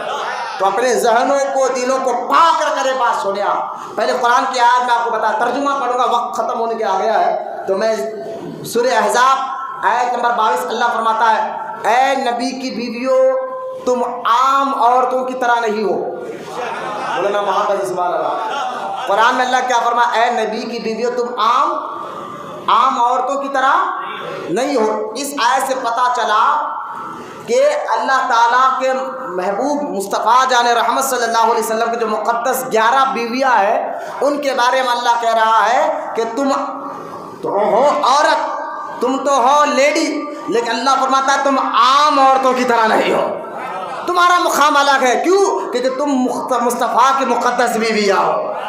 ایک آیت، ایک اور آیت سنیں آپ، اور یہ آیت ہے سورہ تحریم کی، اللہ ارشاد فرماتا ہے اے غیب بتانے والے نبی، یا ایھا النبی، یا ایھا النبی کا معنی اے غیب کے بات جاننے والے نبی، اے غیب کی بات بتانے والے نبی تم اپنے اوپر، ذرا یہ آیت پر غور کریں، یہ آیت میں بتا کر اس آیت سے آپ کو کیا کیا مسئلے نکلتے میں بتاؤں گا انشاءاللہ، جو علماء نے بیان فرمایا۔ اللہ فرماتا ہے اے غیب کی خبر دینے والے نبی، اے غیب کی خبر دینے والے تم اپنے اوپر کیوں حرام کر لیتے ہو وہ چیزیں جو اللہ تعالیٰ نے تمہارے لیے حلال کی، اپنی بیویوں کی مرضی چاہتے ہو، اللہ بخشنے والا مہربان ہے۔ یہ آیت میں اللہ فرما رہا ہے اے نبی جو چیز اللہ نے حلال رکھی ہے آپ کیوں اس کو حرام کر لیتے ہو اپنے اوپر؟ ہاں اس لیے حرام کر رہے ہو کہ آپ اپنے بیویوں سے محبت کرو۔ یہاں اللہ تعالیٰ نے فرمایا کہ جو آپ اپنی بیویوں سے محبت کر رہے ہیں، بیویوں سے محبت کرنا یہ اللہ کو پسند ہے، یہ حضور کے لیے بھی اور یہ ہمارے عوام کے لیے موقع سنیں آپ ذرا بات غور سے سنیں، لیکن میں آگے بھی بتاؤں گا مسئلہ۔ بیویوں سے محبت کرنے سے کوئی جورو کا غلام نہیں بنتا، کہ اگر اپنی بیوی سے محبت کر رہا ہے، اس کی عزت کر رہا ہے تو اس کو یہ بات اللہ کو پسند ہے۔ لیکن یہاں خصوصاً حضور سے کتاب ہے کہ آپ اپنی بیویوں سے محبت کرتے کرو، یعنی حضور اپنے بیویوں سے محبت کرتے تھے، یہ بھی اللہ کو پسند تھا۔ اس سے حضور کی مقدس بیویوں کا ذکر ہو رہا ہے، پتہ بھی ان کی عظمت بھی معلوم ہو رہی ہے، لیکن حضور کی ذات ہمارے لیے ایک رہنمائی ہے، حضور کے ذریعے سے ہمیں دین سمجھ آئے گا، تو لہٰذا اللہ تعالیٰ نے فرمایا کریے بیویوں سے محبت لیکن ایک حد رکھو۔ اب یہاں حد بتائے جا رہے ہیں، نبی کے ذریعے ہمیں تعلیم ہو رہی ہے، ہمیں بتایا جا رہا ہے۔ حضور کی ایک بیوی ہے ان کو شہد پسند نہیں تھا، کیا پسند نہیں تھا؟ شہد۔ تو حضور نے فرمایا کہ میں کیونکہ تمہیں شہد پسند نہیں ہے میں بھی شہد نہیں کھاؤں گا، حالانکہ شہد کھانا حلال ہے۔ تو اللہ نے فرمایا محبوب بیوی سے تو محبت کریے لیکن جو اللہ نے آپ کو حلال چیز دی ہے اس کو اپنے پر حرام نہ کریے۔ یعنی اللہ تعالیٰ نے حضور کے ذریعے قیامت تک کے مسلمانوں کو ایک پیغام یہ دیا ہے کہ اے ایمان والو بیویوں سے محبت کرو لیکن اس کی ایک حد رکھو، اس کی ایک لمٹ رکھو، اس کا ایک مقام ہے، ایک حد ہے، اس حد سے آگے نہ جاؤ۔ جو چیزیں حلال ہے وہ اپنے اوپر حرام مت کر لو۔ یعنی جب اللہ تعالیٰ نے فرمایا حلال چیزیں بیوی کی محبت میں اپنے اوپر حرام نہ کرو، تو بیوی کی محبت میں حرام چیزیں حلال کیسے کر لو گیا؟ ارے بیوی کو اچھے پہنانا ہے حرام کمائی کرو، بیوی کو اچھا کھلانا ہے حرام کمائی کرو۔ اور ان بیویوں کو بھی میں کہوں گا کہ جو شوہر کے لیے جو ہے نا پیچھے لگ جاتے ہیں کچھ بھی کر کیا بھی کر ہمارا پیٹ بھر کر لا، بس تو اچھا کپڑے پہنا، سونا دلا، جبکہ جانتا ہے کہ شوہر کی کمائی کیا ہے، اس کی حیثیت کیا ہے، اس کا حد کیا ہے۔ یہاں ایمان والوں کو اللہ حضور کے ذریعے پیغام یہ دے رہا ہے، بیویوں سے محبت کرنا، عزت کرنا اچھی چیز ہے، لیکن اس کا مطلب یہ نہیں ہے کہ جو چیزیں اللہ نے حرام کی اس کو تم حلال کرنے بیٹھ جاؤ، اس کی اللہ کے حدود کو توڑنے لگ جاؤ، اللہ کے قانون کو توڑنے لگ جاؤ۔ اللہ نے وہاں بریک لگا دیا، ایک حد تک محبت کرو۔ اگر جہاں بیوی حرام خواہش کرنے کی بات کر رہی ہے اس کو پورا مت کرو، کیونکہ پہلے اللہ اور اس کے رسول کا حکم چلے گا۔ تو یہاں میں ان لوگوں کو کہوں گا بیویوں سے محبت کر وہ ایک حد ہے۔ ابھی آپ کہیں گے مولانا نے بیویوں سے محبت کرو، بولا چلو بھائی محبت کریں، لیکن محبت میں، بیوی سے محبت میں ایک حد ہے کہ اس حد کا یہ خیال رکھے۔ بیوی کا تو خیال رکھ رہے، اماں کا خیال نہیں رکھ رہے، ہے نا؟ بیوی کو تو اچھا کھلا رہے، اماں کو کچھ پوچھ کے نہیں دیکھ رہے۔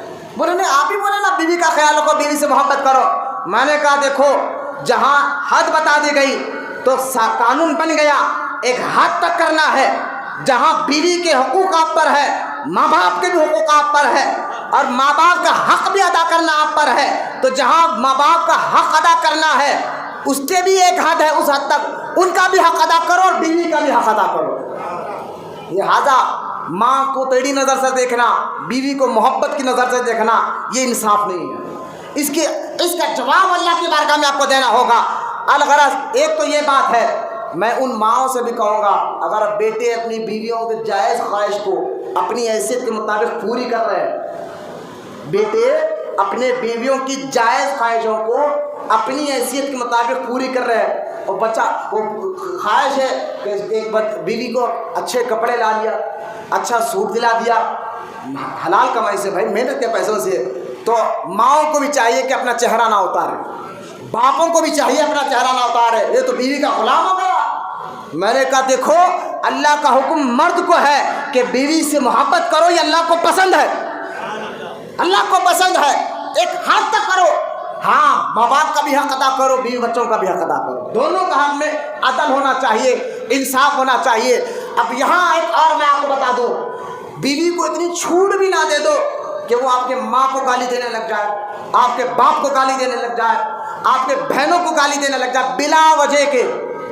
یہاں بھی ذہن میں رکھیا، بلا وجہ کے، جو اپنے ماں بہنوں، آپ کی بیوی ہے، آپ کے سامنے وجہ کچھ بھی نہیں، آپ جانتے حق پر کون ہے، جبکہ آپ جانتے کہ انسان کیا ہے، حق پر کون ہے۔ میں ان لوگوں کو بھی جانتا ہوں جو مسجد میں آ کر تو اماموں کو تو ڈرا دیتے ہیں، مؤذنوں کو تو ڈراتے ہیں، مسجد میں آ کر بڑی بڑی باتیں تو کرتے ہیں، بیوی کے سامنے بھیگی بلی کی طرح بیٹھے رہتے ہیں۔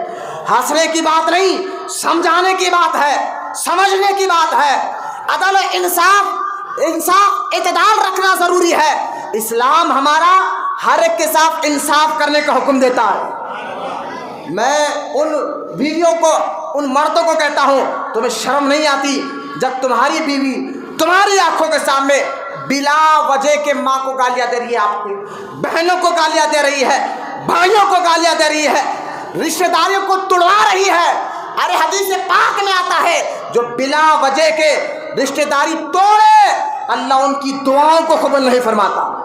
یہ حال ہو گیا ہمارا کہ ہم بیوی کی باتوں میں آ کر بھائیوں سے رشتہ توڑ دیتے ہیں، بیوی کی باتوں میں آ کر بہنوں سے رشتہ توڑ دیتے ہیں، بیوی کی باتوں میں آ کر ماں باپ سے رشتہ توڑ دیتے ہیں۔ میں ان کو ہاتھ جوڑ کر کہوں گا، انصاف پہلے، حق پہلے ہے، پہلے یہ دیکھو کہ دونوں میں حق پر کون ہے۔ اور میں ان ماں باپ سے بھی کہوں گا جو اپنے بیٹے کو یہ ذہن بٹھا دیتے ہیں کہ بیوی کو طلاق دے دے، میں ہاتھ جوڑ کر کہوں گا بلا وجہ کے تمہیں پر حق نہیں بنتا کہ لائی ہوئی بہو کو بے عزت کرے، بلا وجہ کے کسی ماں باپ کو یہ حق نہیں بنتا لائی ہوئی بہو کے اوپر ظلم و ستم کرے، بلا وجہ کے کسی ماں باپ پر یہ حق نہیں بنتا لائی ہوئی بہو کے بارے میں بیٹے کو غیر غلط باتیں سکھا کر رشتہ داری توڑائے، بیٹے سے بیوی کو مارا کھلائے۔ میں ان بہنوں کو بھی کہوں گا، اگر تم ننند بنے ہو نا تو بالکل انصاف کی بات کرو۔ ماں باپ سے کہوں گا، اگر تم ساس سسر بنے ہیں تو بہو سے انصاف کی بات کرو، اور بہو سے کہہ رہا ہو کہ تم اگر بہو بنے ہو تو اپنے شوہر کے ماں باپ کی عزت کیا کرو اور انصاف کی بات کیا کرو۔ اس پیار، یہ انصاف اسلام سکھاتا ہے۔ اور ہمارا حال تو یہ ہے کہ ہم بیویوں سے اتنا ڈرنے لگ گئے۔ آپ دیکھیں ہماری بیوی جس کے بارے میں حدیث پاک میں آتا ہے کہ کسی کی بیوی کیا کر رہی ہے، کہاں جا رہی ہے، کس سے مل رہی ہے، کس سے بات کر رہی ہے، اور شوہر اس پر کوئی پرواہ نہ کرے. ذرا غور سے سنیں، اس کی پرواہ نہ کرے کہ بیوی کہاں جا رہی. ہاں، نماز پڑھ لی یا نہیں پڑھ لی، سہیلیوں کے پاس جاتے کون سی سہیلی ہے، کہیں پر دعا پڑھانے جا رہے تو کس کے پاس دعا پڑھانے جا رہے ہیں. یہ شوہر کی ذمہ داری ہوتی ہے. میں ان شوہروں کو کہوں گا بیٹا تم کو اگر کھانا کھا رہے ہو اور کھانے میں نمک اور مرچی کم آ جائے تو تمہارا تو اسی کی کوئی حد نہیں ہوتی. تم آگ بگولا ہو جاتے ہو، کیا کر دیا تم نے، کھانے میں نمک زیادہ ڈال دیا، سارا نے مرچی زیادہ ڈال دیے. میں نے کہا جب کھانے پینے میں تم غصہ دکھاتے ہو تو کبھی اس بات پر بھی غصہ دکھا کہ تمہاری بیوی تمہاری بغیر اجازت سے گھر سے باہر کیوں گئی، تمہاری بغیر اجازت کے کسی غیر سے کیوں ملی، تمہاری بغیر اجازت سے فلاں کام کیوں کری. اور کبھی اس بات پر آپ نے غصہ کیا کہ آپ کی بیوی نماز پڑھے، روزہ رکھے، عبادت رکھے؟ نہیں. تو لہٰذا اب جو لوگ اس کی پرواہ نہیں کرتے، آج ہو رہا ہے. آج دیکھیے آپ، جو لوگ حال میں انٹرنیٹ پر ایک ویڈیو بڑا وائرل ہوا، اس ویڈیو میں املی بس ڈپو کے بارے میں گلا سڑا ہوا وہاں بھی جا کر ویڈیو لیا ہوا. ویڈیو تو اچھا ہے، اور ویڈیو میں کیا لیا کہ کچھ مسلمان عورتیں ہیں بچوں کو لیے ہوئے ایک غیر مسلم کے پاس جا کر بیٹھ رہے ہیں، وہ جو بھی کیا کر رہا کیا نہیں کر رہا. دیکھیے یہ غلط ہے. یہ صرف عورتوں ہیں نہیں، مرد بھی ذمہ دار ہے. کیوں آپ نے نظر نہیں رکھی؟ کیوں آپ جو ہے نا دعا، دیکھیے یہ اسلام میں رہا ہے کہ ہمارے اسلامی بہنیں جو ہے نا شوہروں کی اجازت لے کر کسی نیک بندوں کے پاس جا کر اپنے بچوں کو دعا پڑھاتے تھے. یہ طریقہ کوئی نیا نہیں، پرانا ہے. صحابہ کرام کے دور میں صحابہ کرام اپنے بچوں کو لیے حضور کی بارگاہ میں آیا کرتے تھے. فجر کی نماز کے بعد صحابہ حضور جب باہر آتے تو بچوں کو گود میں لے کر ٹھہرتے سرکار دعائیں پڑھتے تھے. آج بھی دیکھیں حیدرآباد میں ایسے بزرگان دین کے واقعات ہیں. نیک لوگوں کے پاس جانا اچھی چیز ہے، لیکن کس کے پاس جا رہی ہے، شوہر کی ذمہ داری ہے. حدیث میں سرکار نے فرمایا، نبی کریم علیہ السلام فرماتے ہیں کہ جو شوہر اس بات کی پرواہ نہیں کرتا، غور سے سنیں ایک ایک بات کو، کہیں ہمارے اندر یہ خرابی ہے تو ابھی موقع ہے توبہ کر کر اس خرابی کو صحیح کرے. حدیث میں سرکار نے فرمایا کہ جو شوہر اس بات کی پرواہ نہیں کرتا کہ اس کی بیوی کس سے مل رہی ہے، کیا کر رہی ہے، تو سرکار نے فرمایا اس شوہر کو دیوس کہا جاتا ہے. اور دیوس کون ہے؟ سرکار نے فرمایا دیوس اس کو کہتے ہیں، دیوس آدمی کی اللہ تعالیٰ نہ نمازوں کو قبول فرماتا ہے نہ روزوں کو قبول فرماتا ہے، اور اللہ اس کو دوزخ میں ڈالتا ہے. تو اپنے آپ کو دیوس نہ بناؤ کہ آپ کی بیوی کیا کر رہی ہے پتہ نہ ہو، کس کے پاس جا رہی ہے پتہ نہ ہو. نہ آپ تو مسجد میں بیٹھے عبادت کر رہے ہیں. خدا کے واسطے جہاں محبت کا معنی یہ نہیں ہے بیوی پہ آنکھ بن کر بھروسہ کرے جو چاہے کرے، نہ حد بتائی گئی. بیویوں سے محبت کرنے سے اللہ راضی تو ہوتا ہے، لیکن اللہ نے ساتھ ہی ساتھ کہا اس کی ایک حد ہے، اس حد کے اندر بیویوں سے محبت کرو، ان کی عزت کرو. لہٰذا جو ویڈیو وائرل ہو رہا ہے اس میں آپ دیکھیے نیا چوچلا چھوڑ دیا گیا، شرک ہو رہا ہے. یہ میں کہتا ہوں یہ جو یوٹیوب چینل کے جو ہے پریس والے ہیں، اگر اس میں کوئی ہے تو برا نہ مانے، لیکن میں بات حق بات کر رہا ہوں. تم جو چینل چلا رہا نا، تم اللہ کی بارگاہ میں ضرور پوچھو، تم نے تو ڈال دیا شرک ہو رہا ہے. مسلمان اور رمضان مبارک میں جا کر غیر آدمی کے سامنے بیٹھے ہیں، یہ بالکل غلط ہے. ہم اس کی نندا کرتے ہیں، میں اس کی کوئی تعریف نہیں کر رہا، میں یہ نہیں کہا کہ وہ صحیح کام کر رہے تھے، معاذ اللہ بالکل غلط ہے. اس کے ذمہ دار صرف عورت نہیں شوہر بھی ہے. ان کو چاہیے کہ وہ کہاں جائے کہاں نہ جائے. انہوں نے ہم کو معلوم نہیں تھا، نہیں جانا بول کے. اچھا اتنے للو پلو ہو گیا، آپ اتنے بڑے ہو گئے، آپ کو دودھ کی شیشی آپ کی نہیں چھوٹی، آپ کو پتا نہیں ہے کہ کس کے پاس جانا تھا کس کے پاس نہیں جانا تھا. ہاں جب تم کو کوئی برتن لینا ہے تو ٹھوک ٹھوک کر دیکھتے ہو، مال خریدا وہاں پوری ہوشیاری ہے، یہاں ہوشیاری آ کے کہاں غائب ہو جاتی ہے پتہ نہیں. یہ للو پلو کے بعد نہیں چلے گئے. بیوی والے ارے جانتے بچے کو دبلا ہو جا رہا، پتلا ہو جا رہا، ہڈیاں نکل جا رہے، چھوٹ ہو گئی، چلو فوراً لے کے آ کر وہ فلاں جو ہے نا سنار ہے پڑتا انہیں فلاں. ارے سنار ہے پڑتا، اچھا ایک تو ہے سنار وہ بھی غیر مذہب کا ہے، اور انہیں کیا پڑے گا؟ اس کو کیا شفا دیا جائے گی؟ یہ ہماری عقل نہیں دوڑاتے، برتنوں میں اس میں ہم عقلوں دوڑاتے ہیں. تو نے خیر میں نے کئی عورتیں آتے ہیں نا چھوٹے بچوں کو لے کر، حضرت مولانا وہ بچے کو چھوت ہو گیا ہے. میں نے کہا اماں چھوت بولتے کس کو؟ نہیں وہ موتا میں گئے تھے، چھوت ہو گیا مردے کا. اچھا، جبکہ حدیث میں سرکار نے فرمایا کسی مسلمان کے جنازے میں جانا اچھی چیز ہے. کسی مسلمان کے جنازے کو ہاتھ لگانے والے کے اللہ کبیرہ گناہوں کو معاف فرما دیتا ہے. ارے یار تم کیا ذہن لے کر آپ کو موتا میں گئے چھوت ہو گئی؟ چھوت کا معنی تمہیں نہیں معلوم، مطلب نہیں معلوم. ہاتھ پیر اب کچھ عورتیں آتے مولانا یہ ہمارے پر جو ایک فلاں ہو گیا ذرا استخارہ کر کر بتائیے. اب ہم تو جو ہے بھائی جو ہے وہ بولیں گے. میں نے دیکھ کر نہیں اماں یہ آپ پر کوئی جادو وغیرہ نہیں ہے. نہیں ذرا اچھا دیکھو یار. ارے بھائی کیا اچھا دیکھے؟ کچھ نہیں ہے آپ پر. ذہن خراب کر دیا کسی نے، آپ کا شک بٹھا دیا ہے کسی نے کہا کہ تیرے پیٹ میں دوا ہے، شوہر کے پیٹ میں دوا ہے، فلاں جادو ہو گئی ہے. نہیں ذرا آپ اچھا دیکھیے. اب یہ عورتیں جاتے ایسے باباؤں کے پاس، اب آ کے بابا بولے کیا ہو؟ شوہر نہیں سن رہا، بچے کی طبیعت خراب ہے، کاروبار نہیں چل رہا. اب نے دیکھ لیا اچھا گرا کا آگ بند، او زبردست جادو ہو گئی تمہارے اوپر. ذرا مسکرائے بھی لیکن میری باتوں کو سنجیدگی سے سنے بھی. بولے زبردست جادو آپ کے اوپر ہو گئی ہے. ہاں پریشان ہو گئی عورت. بابا کون کرا ہے؟ نہیں وہ نہیں بولتے ہم. نہیں بابا آپ بتا دیں گے تو ذرا بچ لیتے. ہم بچتے ذرا، آپ بتائیے کون کرا ہے وہ؟ اچھا بولنا. بولے تمہارے خاندان میں. اچھا خاندان، اچھا خاندان میں تو ایک اور بات بتا دو بابا، مرد ہے یا عورت؟ بولے نہیں بتا دو بابا. اب بابا کہیں بابا بتاتے سو، ان کو پیسے لینا ہے، سامنے والے کو ڈرائیں گے تو بیوقوف بنیں گے تو پیسے آئیں گے. اب بیوقوف بنانے کے بابا وہ بیٹھے ہوئے. بولے نہیں چل ٹھیک ہے وہ تمہارے خاندان کے عورت میں سے. اچھا بابا عورت ہے، عورت میں کا ذرا حلیہ بتا دو نا بابا. حلیہ بتاؤ دکھتی کیسے عورت؟ بابا والے جاؤ بھائی بتا دینا خاندان میں ہے، عورت ہے، صحیح بتانا. نہیں بابا بتاؤ. ذرا گڈی ہے یا کالا ہے، چہرے پہ مسا. پھپھو ہماری پھپھو ہے. انہیں پہلے سے ڈاؤٹ تھا میرے اوپر، پہلے سے شک تھا میرے کو. انہیں کرائی. چلو پھپھو سے دشمنی، پھپھا سے دشمنی، بچوں سے دشمنی، رشتے داری ختم، بھائیوں سے دشمنی. ایسے کئی جادوگروں نے، ایسے ملاؤں نے بلا وجہ کے بھائی بھائیوں میں لڑا دیا، بہن بہنوں میں لڑا دیا ہے، ماں باپ میں لڑائی ہو گئی ہے، بہو بیٹیوں میں لڑائی ہو گئی ہے، ساس بہو میں لڑائی ہو گئی ہے، میاں بیوی. ارے طلاق کے مسئلے ہو گئے. کئی بچے آتے آنکھوں سے آنسو نکل جاتے، آ کر ہمارے سامنے بولتے حضرت ہماری ساس نے شوہر بیٹے کو سکھا دیا کہ تیری بیوی نے تیرے پیٹ میں دوا ڈالی ہے.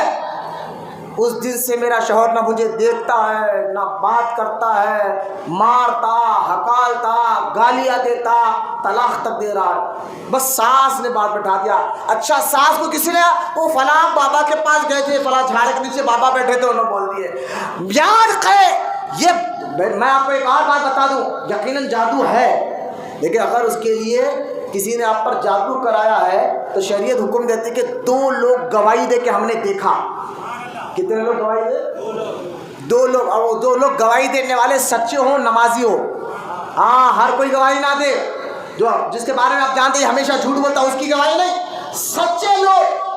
اور آ کر یہ کہے ہم نے دیکھا، سنا نہیں، میں نے دیکھا کہ تیری بیوی جادو کرائے. تب اس بات کو ایکسپٹ کیا جاتا ہے.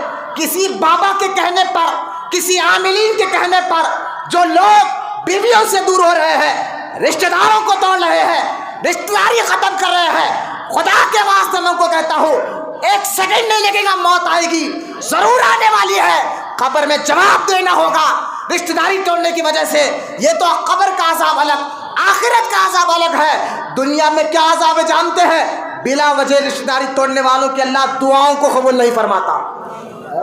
جو کیسے دعا قبول ہوگی؟ تم بھائیوں کو ناراض کرے ہو، कैसे दुआ तुम्हारी कबूल हुई, तुम बहनों को नाराज कर बैठे हो। कैसे दुआ तुम्हारी कबूल होगी, तुम माँ बाप को नाराज कर बैठे हो। कैसी दुआ तुम्हारी कबूल होगी, तुम भाइयों को नाराज करा कर बैठे हो। तुम्हारा ज़हनिया बन गया है। अरे अपने खुदा के वास्ते अपने अखलाक को सुधारो। और अल्लाह कुरान में सूरह मैदा में फरमाता है वकुनु मा सादिकीन, ऐ ईमान वालो, ईमान और अकीदा बचाना हो तो सच्चों की सोबत में बैठा करो, सच्चों के साथ जाया करो। लिहाजा मैं आपको ये बताना चाह रहा था कि उस वीडियो में एक तो जो भी क्या बंदा, मैंने कहा जिसने वीडियो देखी है नहीं देखी है मत देखना भी मत, ठीक है। जो औरतें गए हैं उन मर्दों को कहूँगा अपने बच्चों नज़र रखे। अगर वाकई बच्चे की मिजाज ख़राब है और आपको महसूस हो रहा है नज़र लग गई है, कई ऐसी आयतें हैं भाई कुरान में, अगर आपको वो आयतें पढ़ने भी नहीं आता, आप बरकत की नीयत से सूरह इखलास, कुल का सूरा तो इतना तो आता है, सूरह फातिहा तो हर एक को आते हैं, आप 7 बार पढ़कर किसी बच्चे पर दम कर दे तो नज़र उतर जाएगी, असरात का असर उतर जाएगा।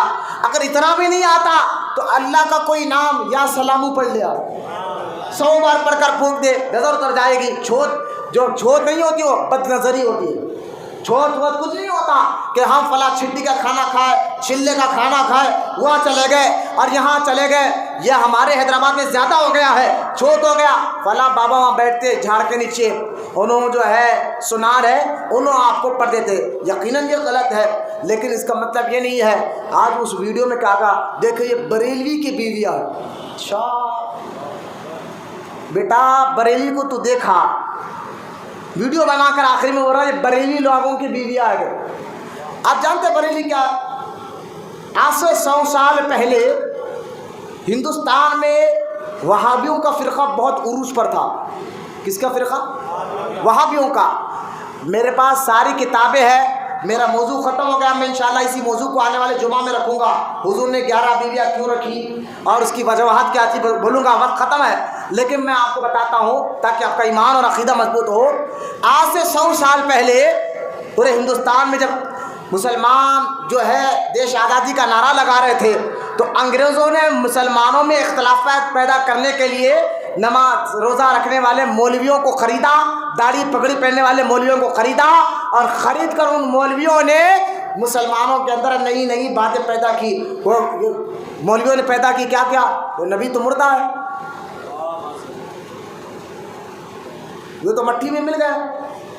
शुरू से चिड़मट्टी से इनको खबर मट्टी है। मट्टी वाले क्या करते? आदम अलैहिस्सलाम किससे बने? सब मिल के बोले किससे बने? इतना तो आप जानते ना यार, बोलो इतना तो आप जानते ना, मट्टी से बने। उनका जिस्म किससे बना? इब्लीस आग से बना। जब अल्लाह का हुक्म आदम को सजदा करो तो सबसे पहले इब्लीस बना। मट्टी है, ये मट्टी वाले क्या करते हैं? आज उन्हीं के चेले हैं वहाँ भी, ये मट्टी की खबर वाले क्या करते हैं? तो आप परेशान लगो, इनका उस्ताद भी यही बोलता था, इनके चेले भी यही बोल रहे हैं। पुरानी बात है, बहुत पुरानी बात है। इब्लीस बोला था मट्टी है, मैंने हाँ यार ये खबर मट्टी है, मट्टी क्या करती? मैंने कहा इब्लीस को भी मट्टी नजर आई थी, मट्टी के अंदर नूर मुस्तफ़ा नजर नहीं आया था। फरिश्तों को मट्टी के साथ नूर मुस्तफ़ा भी नजर आ गया था, इन्होंने इसलिए ताज़ीम किया। खैर तो बड़े 100 साल पहले वहाबी का फ़िरक़ा उठा, सबसे उरूज पर था। अंग्रेज़ों के कहने पर इन्होंने नबी को मुर्दा कहा हासिल, यहाँ तक कि इन्होंने किताबों में लिखा, और किताबें मेरे पास मौजूद है कि नमाज अगर पढ़ो नबी का ख्याल आ जाए तो गधे के ख्याल से बदतर नमाज होता है। यहाँ तक कि इन्होंने अपनी किताब में लिखा अजमेर को जाना इतना बड़ा गुनाह है कि जवान औरत के साथ ज़बरदस्ती जिना करना। ये बातें लिखकर मुसलमानों में फ़िरक़ा डाला, गली गली से लोगों के जहनों को ख़राब किया, हुजूर के इल्म गैब का मजाक उड़ाया, हाजिर नाजिर का मजाक उड़ाया। आज से 100 साल पहले पूरे हिंदुस्तान में अशरफ अली थानवी बिक गया था, रशीद अहमद गंगोई बिक गया था, खलील अहमद अम्बेडकरी बिक गया था, और जो है ये कासिम नन्नानसी बिक गया था। ये बड़े बड़े मौलवी अंग्रेज़ों के कहने पर बिक कर मुसलमानों के अंदर अकीदे को बिगाड़ रहे थे और गलत बातें लिख रहे थे। तो उस दौर में तन्हा एक ने जवाब देकर سارے لوگوں کا ایمان بچایا تھا، اور جس نے جواب دیا تھا اس کا نام بریلی کے احمد رضا خان کہا جاتا ہے۔ وہ ہے اعلیٰ حضرت بریلی۔ بریلی یو پی کا ایک شہر ہے، اتر پردیش کا ایک شہر ہے بریلی شریف۔ وہاں اللہ کے ایک ولی پیدا ہے جنہوں نے ہمارے ایمان اور عقیدے کو بچایا۔ تو آج کیا کر دیا معلوم ہے؟ آج کی نسلوں میں وہابیوں کے منہ بند کرنا اس دور میں سے آج تک یہ بریلیوں کا کام تھا، ان کو جواب دینا۔ شرک ہے، شرک ہے۔ اب دیکھو ویڈیو میں بول رہا ہے شرک کر رہا ہے، شرک۔ اس ویڈیو والے کو اگر آپ کوئی پہچانتے اس کو پکڑ کے بیٹا ذرا شرک کا مطلب بتا چلا، یہ شرک کا مطلب کیا ہے؟ مولانا شرک کا مطلب نہیں معلوم۔ ابے نہیں معلوم تو یہ کیوں ہو رہا شرک؟ یہ میڈیا والے کیوں بول رہے شرک ہو رہا؟ غلط ہو رہا، یہ بولنا تھا شرک ہو رہا۔ بریلی والے شرک سکھاتے، یہ غلط ہے۔ شرک کا پہلے معنی بتا۔ آپ کو میں معنی بتاتا ہوں، سنیے آپ۔ اللہ کے علاوہ کسی اور کو اللہ ماننا شرک۔ اللہ کے علاوہ کسی اور کو خدا ماننا، اللہ کے علاوہ کسی اور کو خدا ماننا یعنی خدا سمجھ کر اس کی عبادت کرنا، کیا ہے یہ؟ سمجھ لیں کیا ہے؟ شرک ہے نا، یہ شرک ہے۔ یہ بات نہیں، وہ تو ہے اللہ کو چھوڑ کر غیر سے مدد مانگنا بھی شرک۔ اچھا شرک ہے بابا؟ بولے ہاں شرک ہے۔ پھر تو اپنے ابا سے مدد مانگا، شرک۔ نکما چھوٹے میں ابا سے، ابا پیسے دو، ارے اللہ سے مانگا، ابا سے کیوں مانگا؟ اگر اللہ کو چھوڑ کر غیر سے مدد مانگنا شرک ہے تو پھر کوئی مسلمان شرک سے بچے گا ہی نہیں۔ پریشانی آئی، بخار آیا، ڈاکٹر سے مدد، کوئی دشمن لڑا، پولیس سے مدد، کوئی ہاسپٹل جانا ہے تو پیسوں سے مدد۔ ارے یہاں تک کہ باری آئی دیکھنا ہے تو آنکھوں کی مدد، سننا ہے تو کانوں کی مدد، بولنا ہے تو زبان کی مدد، چلنا ہے تو پیر کی مدد۔ اچھا سن، جب تو مرے گا نا، مرنے پر بھی دائرہ قبرستان نہیں جائے گا، لوگوں کی کھانگوں کی مدد سے جائے گا۔ یہ کس نے ذہن دیا بے تیرے کو کہ اللہ کو چھوڑ کر دوسروں سے مدد مانگنا شرک ہے؟ ایک تو یہ ہو نہیں سکتا، دوسرا قرآن میں اللہ فرماتا ہے یقیناً حقیقی طور پر مدد کرنے والا، سب بولے حقیقی طور پر مدد کرنے والا، لیکن اللہ تعالیٰ نے ذریعے بنا دیے ہیں۔ اور یہ ذریعوں کا بنانے والے ہم نہیں، اللہ نے بنائے ہیں۔ بارش اللہ برساتا ہے، ذریعہ ابر کو بنا دیتا ہے۔ پیاس اللہ مٹاتا ہے، ذریعہ پانی کو بنا دیتا ہے۔ بھوک اللہ مٹاتا ہے، ذریعہ روٹی اور چاول کو بنا دیتا ہے۔ حقیقی طور پر شفا اللہ ہی دیتا ہے، ذریعہ غوث اعظم کو بنا دیتا ہے، ذریعہ غریب نواز کو بنا دیتا ہے، ذریعہ بندہ نواز کو بنا دیتا ہے، اور ذریعہ حسین بن احمد شہید کو بنا دیتا ہے۔ یہ ذریعے ہے بزرگان دین۔ ہمارا کام تو ہم صحیح لوگوں کے پاس جاتے ہیں، اہل غور کے پاس نہ جاتے۔ یہ غلط جگہ جا رہے ہیں، یہ آپ تائید کرو، شرک نہیں بول سکتے آپ۔ اور سنو صحیح بخاری میں حدیث ہے، سرکار نے فرمایا، حدیث سنیں آپ، سرکار نے فرمایا میری امت شرک نہیں کرے گی۔ جس کو یہ حدیث، یہ بخاری کی حدیث ہے، آپ حدیث مانیں گے یا ویڈیو لینے والے پریس والے کی بات مانیں گے؟ نیوز والے کی حدیث مانو۔ یہ نیوز سے آپ دین نہیں سیکھ سکتے۔ فونوں میں آ کے ارے یار ہم علماء اکرام مدرسے میں 15 سال پڑھنے کے بعد عالم بنتے ہیں، جب جا کر وہ تقریر کرنے کے لائق ہوتے، انہوں 2-4 ویڈیو لے کے جو ہے بہت بڑے مفتی بن جائیں گے۔ اب ویڈیو لینے والے ہمیں دین سکھائیں گے۔ اور تعجب ہوتا ہے ان پریس والوں پر، ان کو تو قانون کے دفعے سب معلوم ہے، 420 کیا ہے، 503 کیا ہے، 509 کیا ہے، یہ دفعے پریس والوں کو معلوم ہوتا سب۔ نہیں معلوم ہوتا پولیس والے کیوں بنا رہے، پریس والا کہیں کو بنا۔ میں ان پریس والے جو مسلمان پریس والوں ہوتا جو قانون کے دفعے تم جانتے ہو، اسی طرح دین کے بارے میں بھی پہلے جان لیا کرو۔ بریلی کا نام بدلا مت کرو۔ آج بریلی کون ہے؟ احمد رضا خان رحمۃ اللہ تعالی علیہ، انہوں نے تو لوگوں کو صحیح عقیدے بتائے ہیں، انہوں نے تو لوگوں کے دلوں میں عشق رسول کو بھرا ہے، محبت رسول کو بھرا ہے، اور یہ اللہ کی عظمت کیا ہے یہ بتایا ہے۔ ورنہ تمہارے باپ دادا تھے جو 100 سال پہلے انگریزوں کے بکانے پر مسلمانوں کو لڑا رہے تھے، تو اعلیٰ حضرت بریلی نے سب کا منہ بند کیا تھا۔ ایک بات سنیں آپ، جب دلی میں ایک فتنہ اٹھا تھا کہ بلاؤں کو دور تو اللہ کرتا ہے، نبی دور نہیں کرتے. یہ فتنہ اٹھا اور ہم کہتے ہیں یقیناً بلاؤں کو دور اللہ ہی کرتا ہے اور اللہ کی عطا سے نبی بھی کرتے ہیں. یہ فتنہ جب اٹھا تو ایک بریلی کے بزرگ مولانا کرامت علی شاہ نے اعلیٰ حضرت کو خط لے کر بھیجا، حضور یہاں لوگ ایسی باتیں کر رہے ہیں، اس کا کوئی جواب دیجئے. تو اعلیٰ حضرت نے کتاب لکھی، اس کتاب کا نام تھا الامن والعلا. اس کتاب میں آپ نے قرآن کی 60 آیتوں، کتنے 60 مارکیٹ میں ملتی ہے، جائیے کتاب خریدے. الامن والعلا کتاب کا نام ہے، کہ اختیارات مصطفیٰ اس کو آپ بولے تو قرآن کی 60 آیتیں 300 حدیثیں. کتنے آیتیں؟ 60 اور 300 حدیثوں سے یہ بات ثابت کی کہ نبی اللہ کی عطا سے بلاؤں کو دور کرتے ہیں. ہمارے پاس جو دلائل ہے بیٹا قرآن حدیث سے ہے. قرآن پہ چلو، قرآن پہ چلو، حدیث پہ چلو، قرآن حدیث پہ چلو. میں نے کہا قرآن میں اللہ کہتا ہے اللہ کے نیک بندوں کے راستے پر چلو، راستے پر چلو. ہاں قرآن حدیث میں نہیں. ایاک نعبد و ایاک نستعین اہدنا الصراط المستقیم صراط الذین انعمت علیہم. کیا فرمایا اللہ؟ ان کے اہدنا الصراط المستقیم، ان کے راستے پہ چل جن پر میرا انعام ہوا ہے. وہ بندے ہیں تو اللہ کے نیک بندوں کے راستے پر چلیے. وہابیوں کے بیٹھ کر بریلی والے، ابے بریلی والوں کو تو دیکھا کہاں؟ ابے 2 ٹیر کے جانور، تجھے کیا معلوم کہ بریلی والے بزرگوں کا ادب سکھاتے ہیں، محبت سکھاتے ہیں. تو خیر یہ اپنی عورتوں پر بھی نظر رکھے، روزوں کی اہمیت. میں تو چاہتا تھا کہ بی بی خدیجہ تو کچھ باتیں بتاؤں لیکن وقت نہیں ملا. آنے والے جمعہ کو آپ کی سیرت ضرور بیان کروں گا انشاءاللہ. ان کی سیرت سیدہ عائشہ صدیقہ، دونوں اماں جان کی سیرت ہم سنیں گے، سمجھیں گے کیوں سرکار نے اتنے شہادت کی، اس کی وجہ بھی جانیں گے. آپ تھوڑا اول وقت میں آ جائیے، جمعہ کا دن ہے، رمضان مبارک کا مہینہ چل رہا ہے، زیادہ سے زیادہ نیکیاں کمائیے، تھوڑا جلدی آ جائے کرے. اللہ کی بارگاہ میں دعا اللہ ہم تمام کو کہنے سننے سے زیادہ عمل کی توفیق عطا فرمائے. اللہ تعالی ہمارے ظاہر باطن جسم روح دل کو پاک بنائے. جتنے بوڑھے بچے نوجوان یہاں بیٹھے مولا ان کے بیٹھنے کو قبول فرما اور ان کو سچا عاشق رسول بنا اور ان کی نسلوں میں قیامت تک عاشق رسولوں کو پیدا فرما. وما علینا الا البلاغ والحمد للہ.